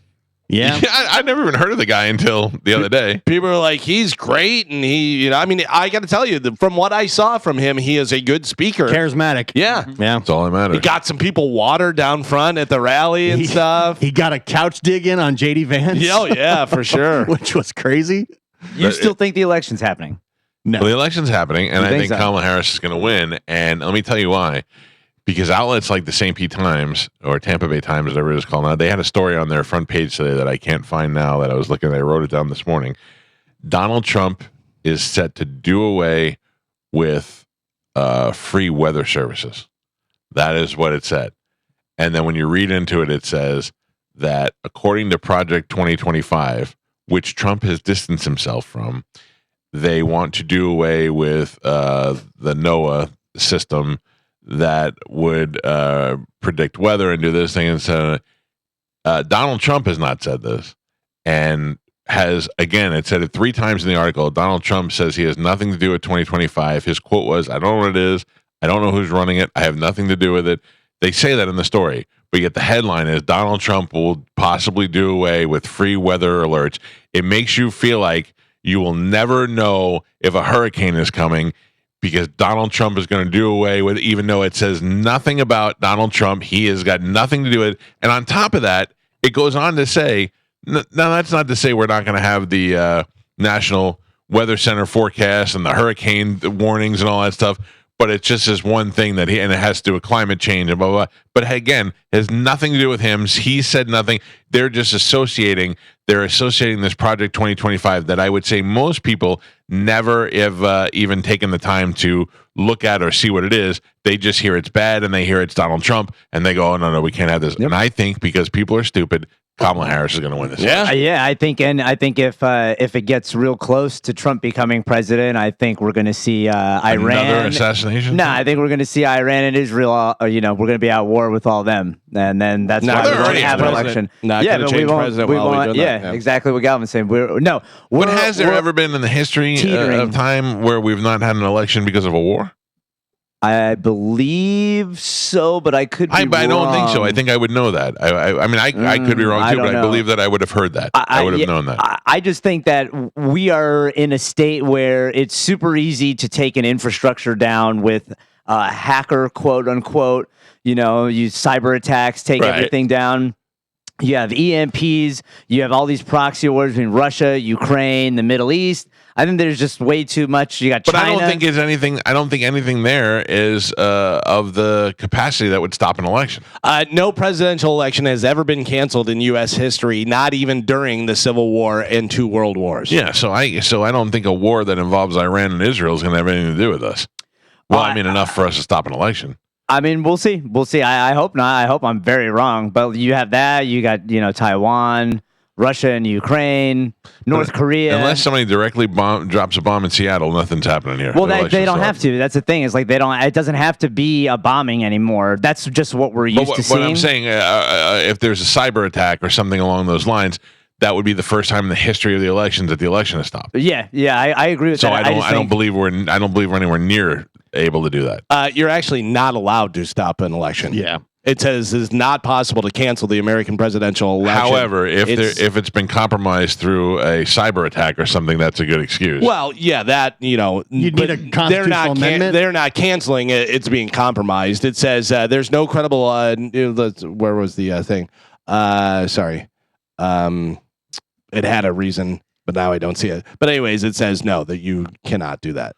Yeah, so I can't see Spanish. I could see why there could be problems with it, but I can't see it being stopped. Here it is. They say the Constitution does not mention any provisions about the option to cancel federal elections. No U.S. presidential election has ever been canceled. Now, look, if we had a situation like 9/11 where the country was in complete turmoil, they may have to say, hey, we have to suspend this because, for the first time. And again, a lot like the astronaut thing, whatever, they run all these checks and do all these things. But if something that we've never thought of before happens, they go, oh, we didn't think. No, there's no way whenever they wrote the Constitution, they would know about cyber attacks. Nobody thought we were canceling Taylor Swift. I'll tell you that. Yeah. And we have all these, Chinese nationals of fighting age, Russian nationals of fighting age in our country.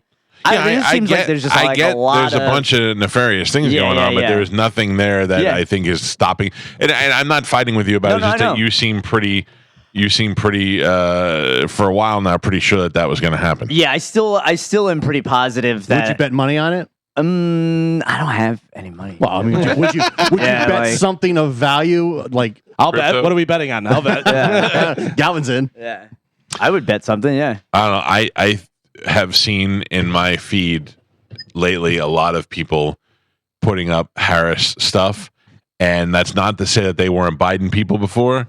It just seems like now it's almost cooler to be voting for Harris because she's not old and dumb. And she's a woman, and I think a lot of women are excited by that. Which, did you see the clip of President Ford talking about a girl? They have kids in there, and the girl asks, "Do you think there'll be a woman president?" And do you see what he says? No, I don't. I remember it, but I don't remember what he said. He says there will be. He goes, "I hope so, because the future, that would be great." Whatever. He goes, "I think the way that it will go down is that the existing president will pass away in office, and the vice president will be a female, and then she'll take over. And once that happens, and they break that barrier, it opens the he floodgate. goes, good luck to the guys. We probably won't have another male president, But like literally, I mean, almost what is happening here. Not that Biden's passed away, but obviously he's not going to continue.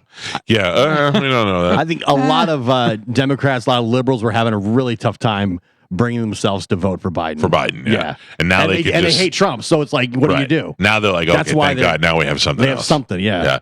I would, that's my prediction after, and reading that story today in the Tampa Bay Times and being like, the headline says Trump is canceling weather notifications. You're never going to find out if there's a hurricane coming. You won't find out if it's going to rain, all because of Trump. And then you're reading it, it has nothing to do with Trump, nothing to do with him canceling anything at all. It's about the I saw a couple of days Trump said that Kamala Harris was going to take away cows and destroy the beef industry. She goes, they're going to take away the cows and the beef industry. Listen, Spanish been talking about eating bugs for a long time. He's like, there'll be no more cows. Why? I was trying to think about this last night. Why did you say that we were going to be eating bugs? Because they're destroying all the meat. Yeah, they're destroying chickens, cows. I think that's what he was alluding to. Yeah. Now we either are going to have bugs or that fake lab-grown meat that has never been tested. My wife hates Trump, but you tell her she's going to have to eat bugs, and she would vote for Hitler. I hope so. You know what I mean? It's crazy because they did some studies in Europe about the lab-grown meat and the process that they're changing the DNA in the meat to grow it in the lab. They were like, people can eat it, don't worry. And then people were eating it, and it started changing their DNA on a cellular level. And now in Europe, they're like, maybe we shouldn't do this. But here in America, Bill Gates is like, lab-grown meat's the future. So the lab-grown meat is a different thing where it's like genetically engineered and stuff, whatever. But then remember that story I did where they're doing stuff where they take the embryos and it's not murder. So the people that are worried about meat as murder thing, whatever, this is actual meat, but you're not killing the animal.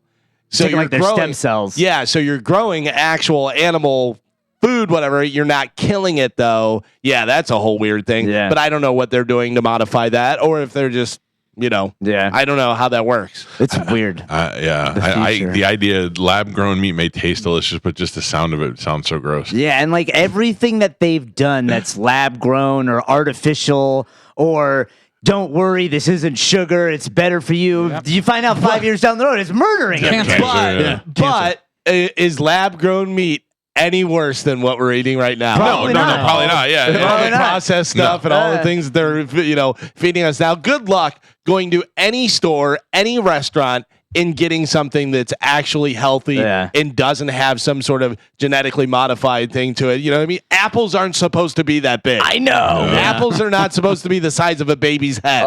It's wild. Baby head apples are my favorite. I love Honeycrisp apples, and I go in there and I go, this is too big. I can't even finish this apple. If you can't finish an apple, that apple's too big. If you ever have the opportunity to bet with Charlie Belcher on golf, it's went to commercial. He is the worst golfer I've ever seen. Really? Well, he's at this Mr. Putter's place where he's playing like mini golf.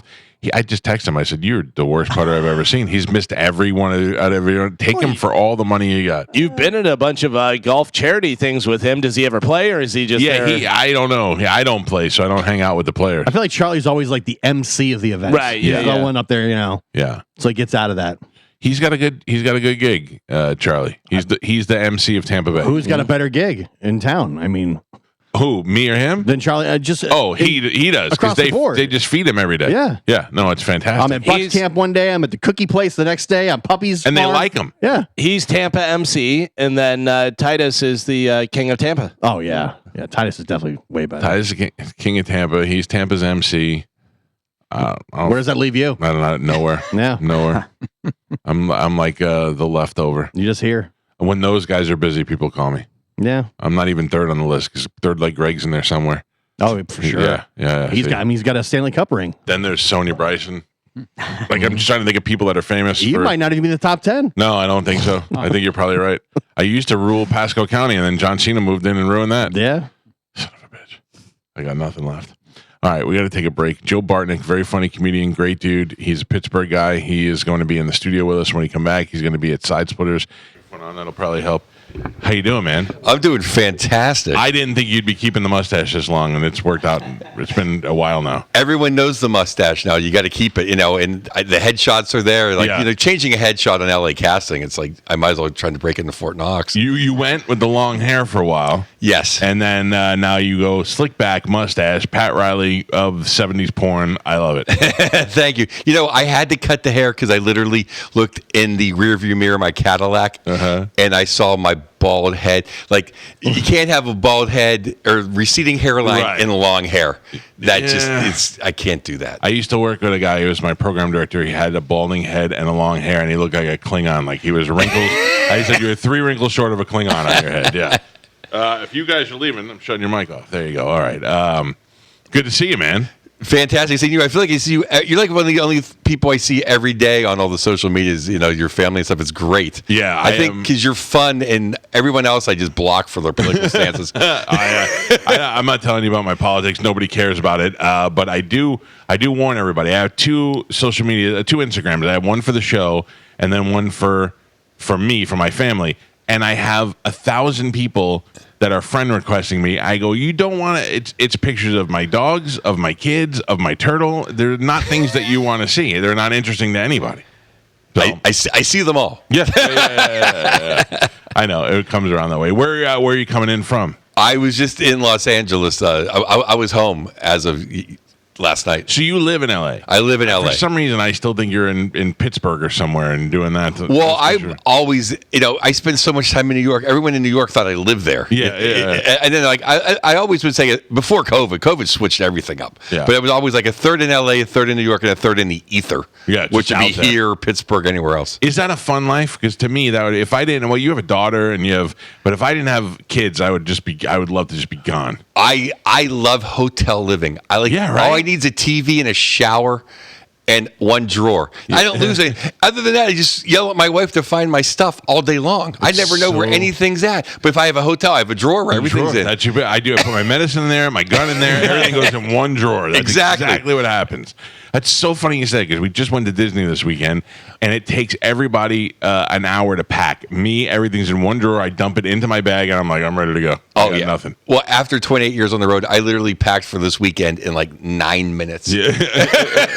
Now, who do you like? You go out with Burr. You go out with all the good guys. Yeah. I haven't. I just worked with Bill like a couple months ago we did a nice weekend in Nashville and Winston-Salem.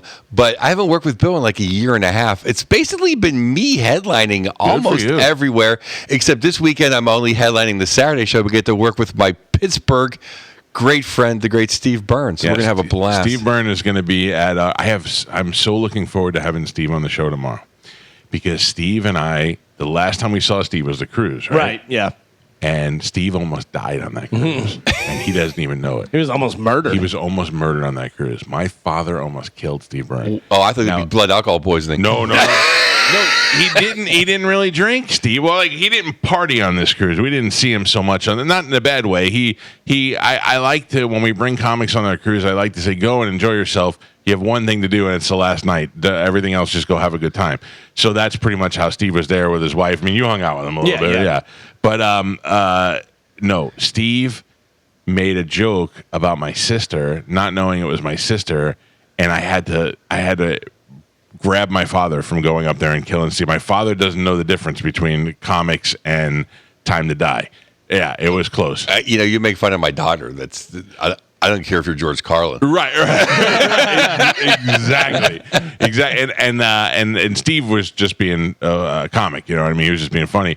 But Tom Calta did not sit well with him, and he was ready to roll. And I went, I never moved so fast to stop him from moving fast. It was pretty insane. And Steve, I think, has no idea. I can't wait to tell him about it. Oh, that's pretty funny. So I love to go on that cruise. Yeah. Everybody says that, and then I think maybe we should bring more comedians on the cruise. I don't know. Bigger boat. Might need a bigger boat. Yeah. Who else is anybody? Does Bert doing another cruise? I wonder. I went on that last year, and that was pretty cool. Oh, that does sound amazing. But that's too much. There's too much. Every 5 minutes he had to be somewhere and had to do something. I imagine he's probably like, I'm not doing that anymore. Yeah, But also, everybody's doing a cruise. Like every comedian, every rock star, every wrestler, everybody does cruises now, and we're on our 18th cruise. Yeah.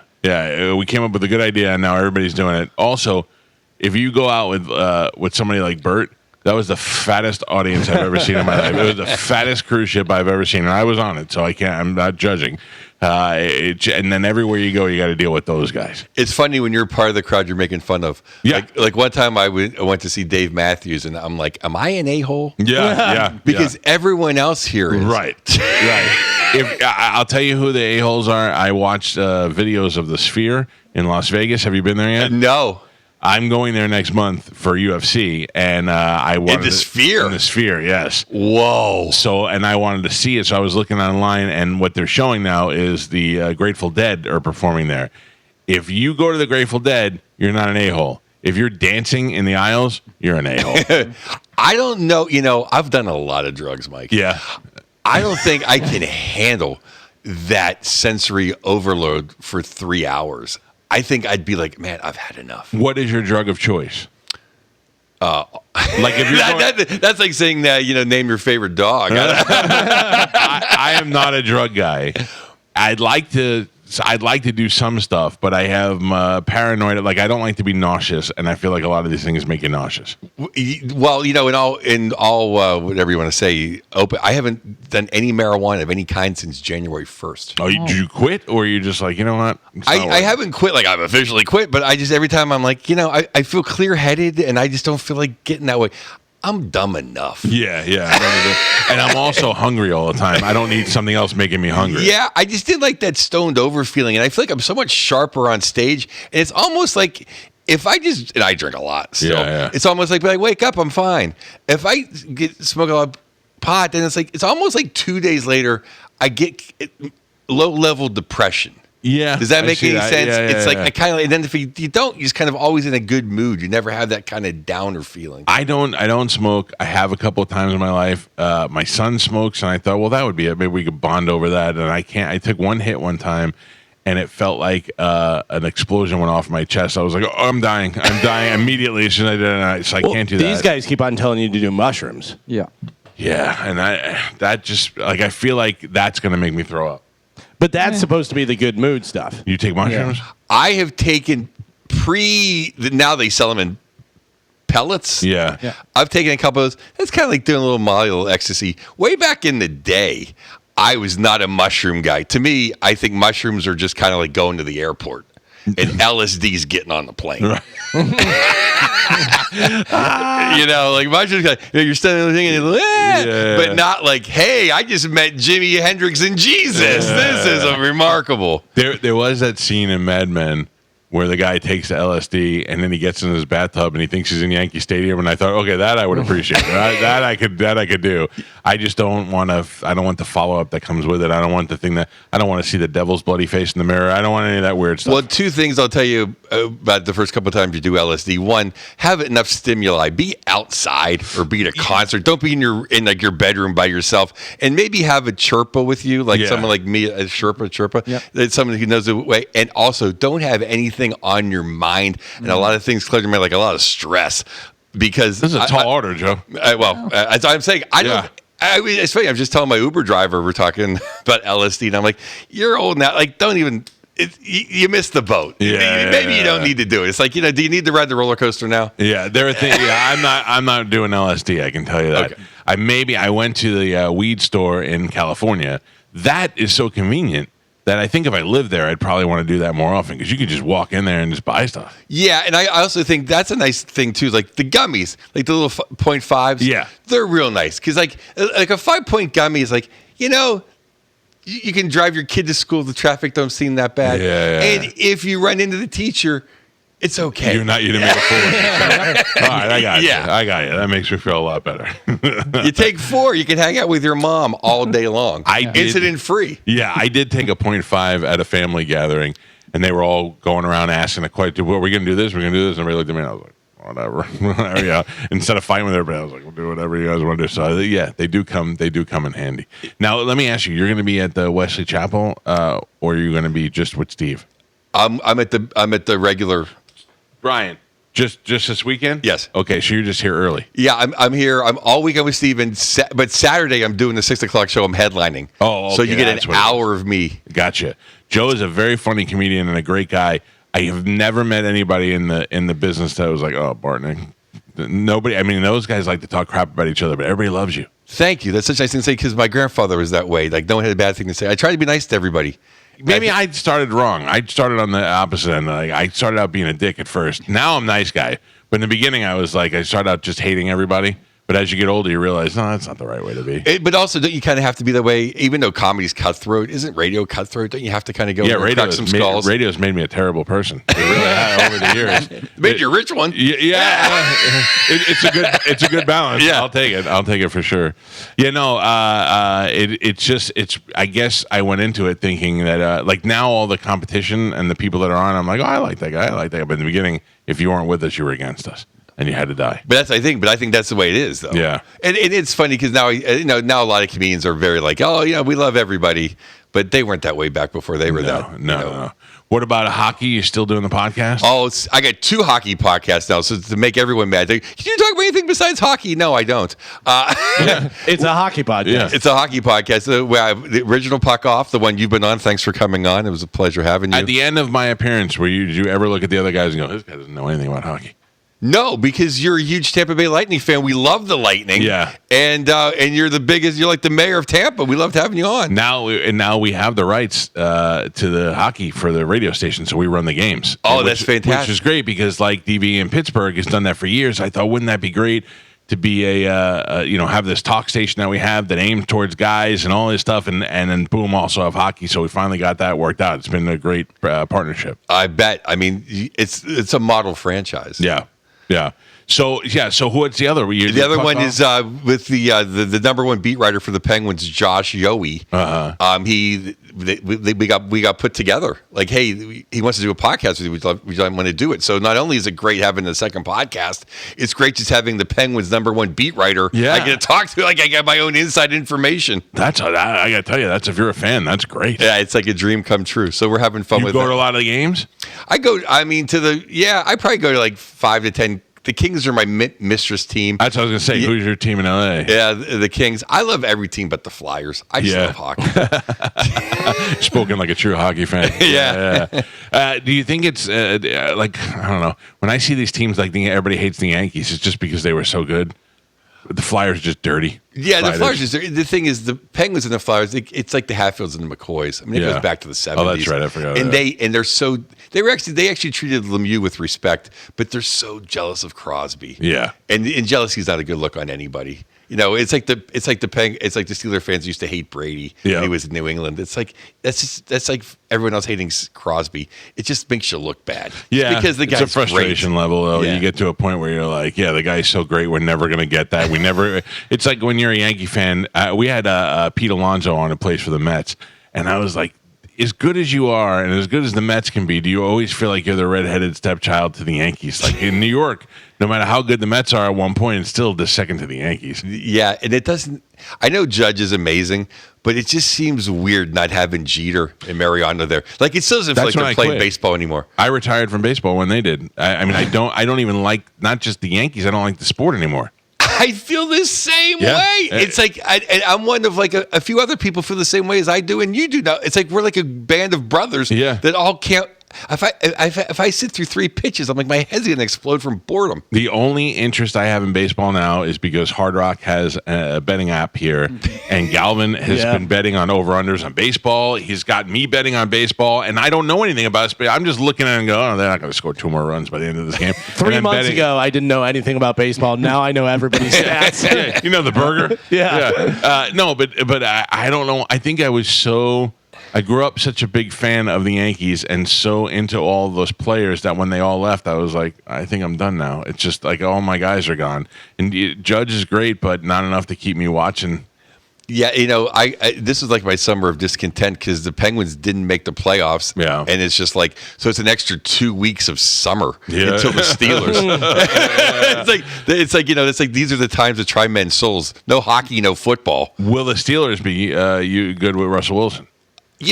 I mean, other than Rudolph saving the over/under, which saved Christmas. Yeah.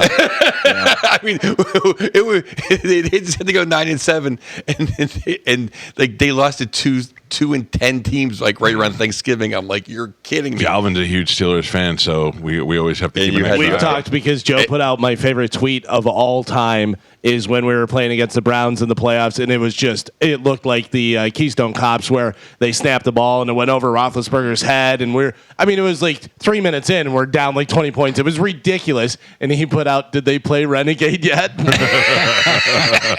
Which Renegade by Styx is their big hype song. Yeah. I started laughing. I was so mad, and I saw that, and I started laughing. I go, thank God for Joe. A few people felt the same way. Yeah, there had to be a tension release. But like last year, they were terrible until Rudolph came in and literally saved. Because at 9-7, you think Tom's going to go 9-7. You put your life savings on there, and all of a sudden they lose to 2-10 teams, and you're like, you got to be kidding me. So God bless Rudolph. Russell Wilson's going to be better than that. I think the biggest acquisition, though, is we got that Queen guy from Baltimore. I don't know. He's a middle linebacker. Yeah, he's really good. And to come from Baltimore to the Steelers is a wild move because that's a big rivalry. Because if you're a huge Steeler fan, you know this.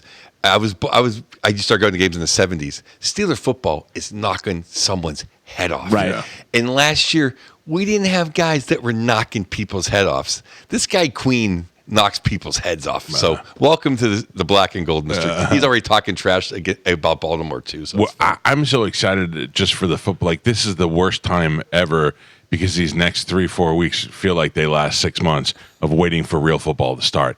Yeah, I mean it's a nice little touch to be able to watch preseason games, but you're like, Jesus, let's just get on with it already. Yeah, after the first drive, it's like, okay, this guy was at Trader Joe's next week. Yeah. That's true.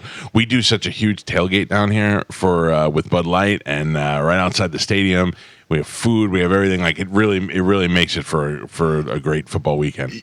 You guys have a great stadium for football. What do you have? Like it's like Vegas, where me and Verzi got those like 9 yards of margaritas. Yeah.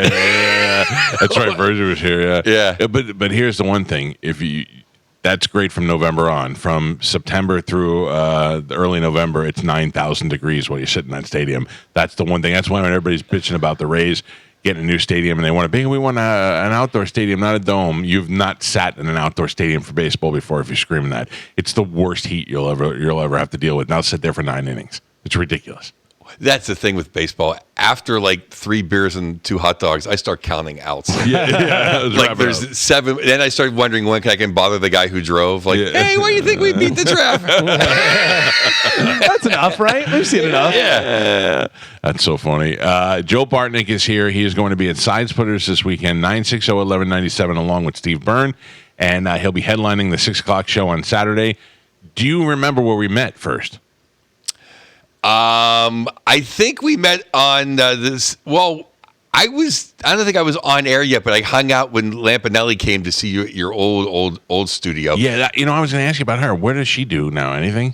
I know she's rich, and she's she's just kind of chilling out. Like she's not still touring or anything. No, she was hinting at. I don't know. I think she was thinking about maybe doing something. Right. Because she almost came to see me. I was headlining the Stress Factory, Connecticut, which is, I guess, a block from her house or 2 blocks from her house. She goes, I live like 3 minutes from there. But she never did come. I didn't bother her. But she'll still text me when she sees like stuff with my daughter, and she's like tight with my family. She's a lovely lady. I mean, she's the best. I like her. We get along. We didn't. We had a period where we were fighting, but that was when we didn't know you.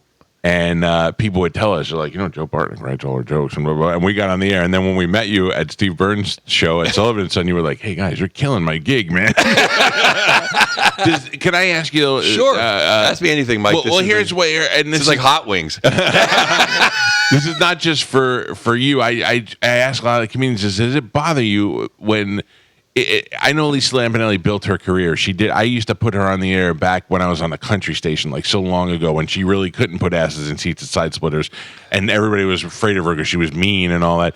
And she was great on the radio. She was fun to hang out with, and I liked her. And this is before she had been on Howard and all that. But when you write jokes for somebody else, and then they have huge success with them, do you care, or are you like, well, I already got paid, so that's my end of the deal? Or are you like, God damn it, that was my job, I could have done that kind of stuff? Or are you just writing for her? Well, when I was driving my beautiful Cadillac, I loved every second of it. That's what I'm saying.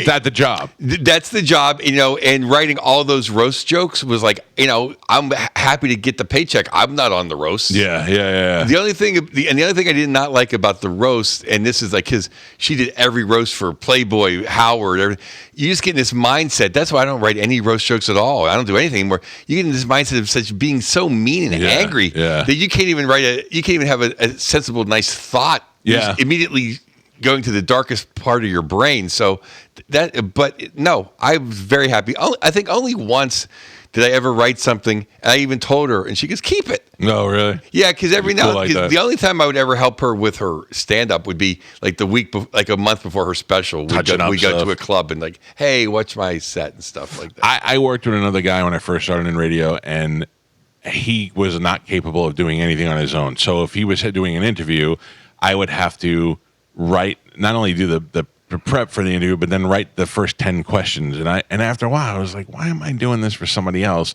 when I could be doing it for myself? I'm clearly capable of doing this. Why wouldn't I? And that's always what I wondered when people are writing. The Stengels used to write for David Letterman. They were good friends of ours. And they write for a lot of these award shows and things like that. And I thought that would just bug me. I think I'd always in the back of my mind being, I could do this. But then again, you do it, and you do it well, and you're still making money on the other thing. So I get it. Well, I mean, it's like I'm never going to need, like, I'm banging black guys material. You're past that? Yeah. You never know. I heard Diddy has some parties. You never know. Well, or if I get they send me to prison. But you know what I mean? So it's like it never crossed over. Now, like just writing for her. Yeah, I mean, a few other people I've done some projects with, but I've never really written any straight white guy stand up because that's way too. Well, actually, I was helping Rob Riggle put together an hour one time, and then he just got too famous. He was like, I'm gonna do an hour stand up, and I'm like, cool, because I was helping him write on some stuff, and he goes, help me do this, and he was putting some ideas together, and then literally he never did. He became a movie star. Yeah, it worked out for him. He bugs me on the Fox football stuff. Like it's not so much his fault. It was like I think after a while we don't need comedy with football anymore. Yeah, I'd rather just see the football. I got fired after the first year. You did really? Yeah, because I write jokes. Yeah. And I don't watch movies. Yeah. And everything was a movie parody of a movie I never saw. So I had nothing to add. Nobody's laughing at that stuff. If they would have, like, if they do something where they bring in guys and do good guy humor, that's fun stuff. But if they're just, I don't know, that whole, you're right, the movie parodies and it always seems like they're trying too hard. And you don't need it. Yeah, you don't need like when funny. Kimmel did it. Kimmel was part of the group, so he was just a funny part of the group. And I liked Frank Caliendo. Frank Caliendo had the Madden and all the other stuff, but there's sometimes it's like you said, it's forced. Well, I mean, both Kimmel, Caliendo jokes. Yeah. So I'm trying to shoehorn these jokes, and it's not part of the parody. And the Christmas party was nice. What? Yeah. I'm sure. Although I did go out to see Sapp one time when Warren Sapp was doing. It was Sapp and Steve Mariucci and I don't know, it was a bunch of guys, but I can't remember. I was in L.A. and before I left, I went by the studio to watch them do it. And I thought, this is how you spend the Sunday. This is the greatest thing, because all I did was watch football games, and every once in a while, somebody would be like, "All right, camera over here, we're doing the thing," and then they talk for a couple minutes, and then go back to watching the games. I thought, this is fun. And the catering's amazing. Catering, yeah. The other most amazing thing is how beautiful a man Michael Strahan is after being awake for like 92 hours straight. You're like, how do you look like this? You were on like TV every day with Kelly. That's called cocaine. That's how he does. Well, that's like the good stuff. That's like Michael Strahan. I'm thinking of Michael, the other what's his face, Mike from the Cowboys, Irvin. Oh, Irvin. No, you're right. Strahan is just a. He's an incredible human being. Yeah. I mean, it's the good Adderall. Yeah. Michael Irving is one of the best guests that's ever been on the show. Oh, I bet. We interviewed him. I actually think I have a picture somewhere around here, and I have a picture of him because it's him, and he's just holding my head like as if it was a trophy. It's fantastic. All right. Well, what do you got coming up after Tampa? What are you working on? Tampa. Let's you still touring, or just everywhere. I have a couple weeks back in LA, just doing like Ice House and improv and comedy magic, and then I'll be in Philly. And just everywhere. I forget you're in LA, Joe. I got to call you next time I go out there. I bet you I've been there and you were there. Yeah, it'd be fun. There's like a couple of people that I really like that I'm interested in seeing when I go to LA, and I forget that you're there, man. And I'll call you because I figure you're busy. If you were, you'd call me if you had, Yeah. I will be on top of that for sure. Great to see you, Joe Bartnik. Go see Joe with Steve Byrne this weekend at Side Splitters, and Saturday headlining the early show at 6:00 on his own. Very funny comedian, great guy. You'll love him. And he has no jokes about him banging black guys, I promise you. Thank you, Joe. No, if you had to guess what my password would be, what would it be? I don't know. But I know that you say, like I would think it would be something Yankees or, Joey Juliana, too easy. something, whatever. Yeah. But I don't know, maybe like a street you grew up on. New Dorp, Johnny on the Pony, something. Johnny on the Pony 06 is my password. No. Sash tags again. That might be close to there. Yeah, I'm just curious. Like, I mean, obviously, this isn't something we really could talk about, but like, is yours, Ben Roethlisberger 18 or whatever? You know what I mean? No, it's not. But I'm just saying, like, one of those things. You can't use your kids' names. Yeah, I try not to make mine very obvious. Yeah, and I put in symbols and numbers and do all that stuff. And sometimes I'll just take stuff from if I see a TV commercial and they're like Oompa Loompa, I'm like Oompa Loompa 16, and I'll just make up a password. Cernak told me a long time ago one of the best things is just a phrase. Yeah, and I just do that because that makes it easy. Yeah, but I was reading the other day about how, not the other day, a while ago, I read a list of how quick they can hack. But just how quick they could hack a password, but then a password with numbers, and then a password with numbers and letters, and a password with capital. Like, they're going to get them all. It's just not going to be as quick. Yeah. Well, those quizzes people were doing on Facebook, like, oh, I'll do it too, and they answer like 30 questions. Yeah.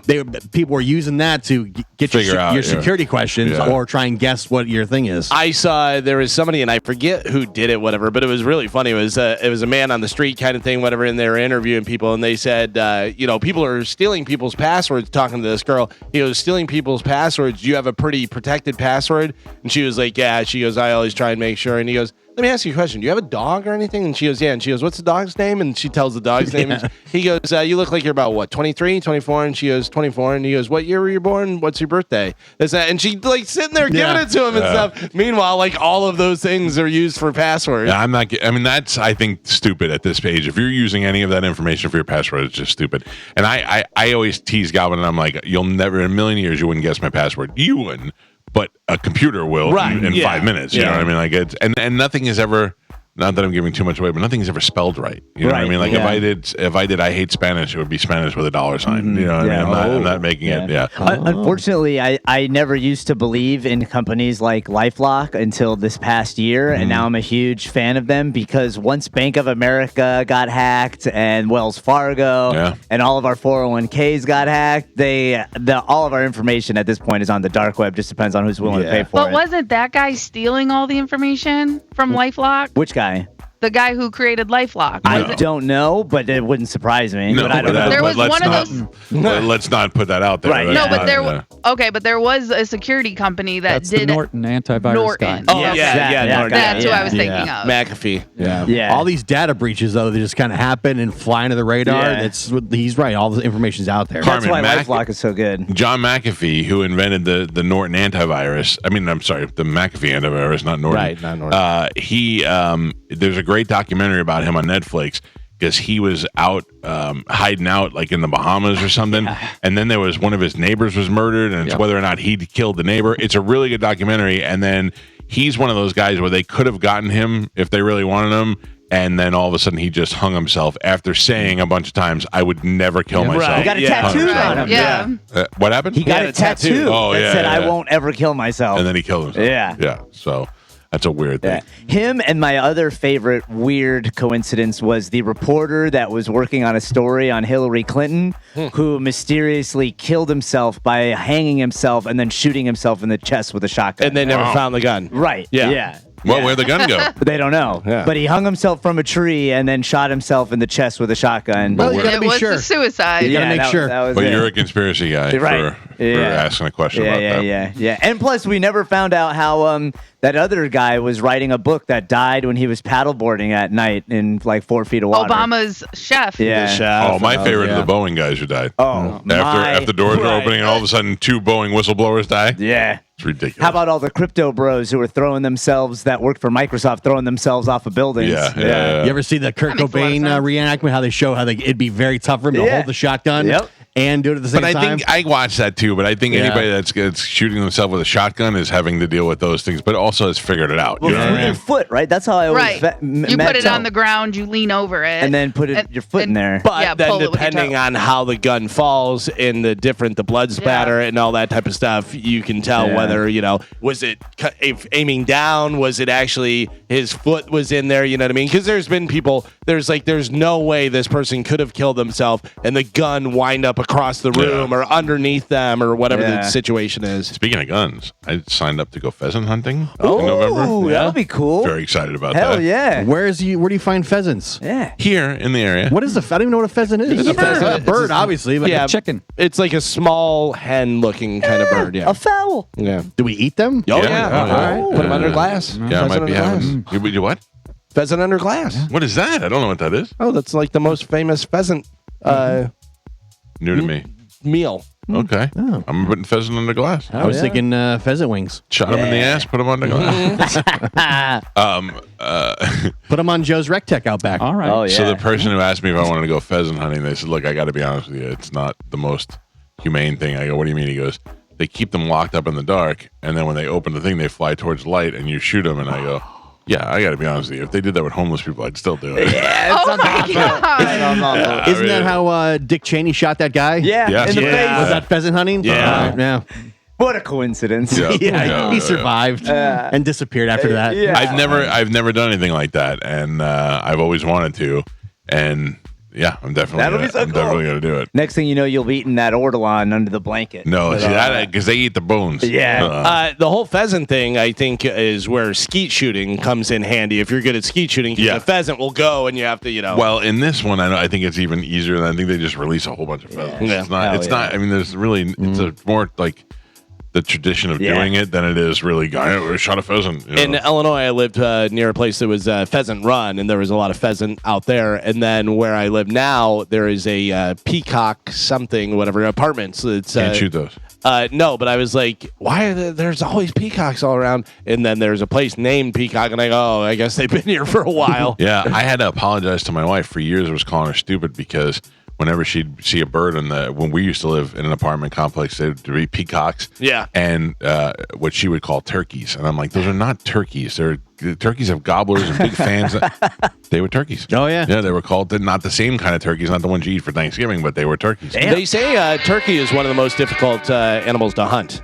Which blows my mind because I've been hunting in a blind and a turkey just goes walking across the road and I go, what? So the guy said you could shoot it if you want. He goes, but I'm going to tell you it's not going to taste great and it's a pain in the ass to prepare. I was like, well, no, I don't want to. Yeah. But everybody's talking about how hard they are and it's right there. It's just walking by. Oh, all this turkey talk makes me think turkey baby. Was it baby turkey? Turkey. Yeah. That was in Spanish destroyed that. Yes. They'll be over there talking turkey, Gio. Oh.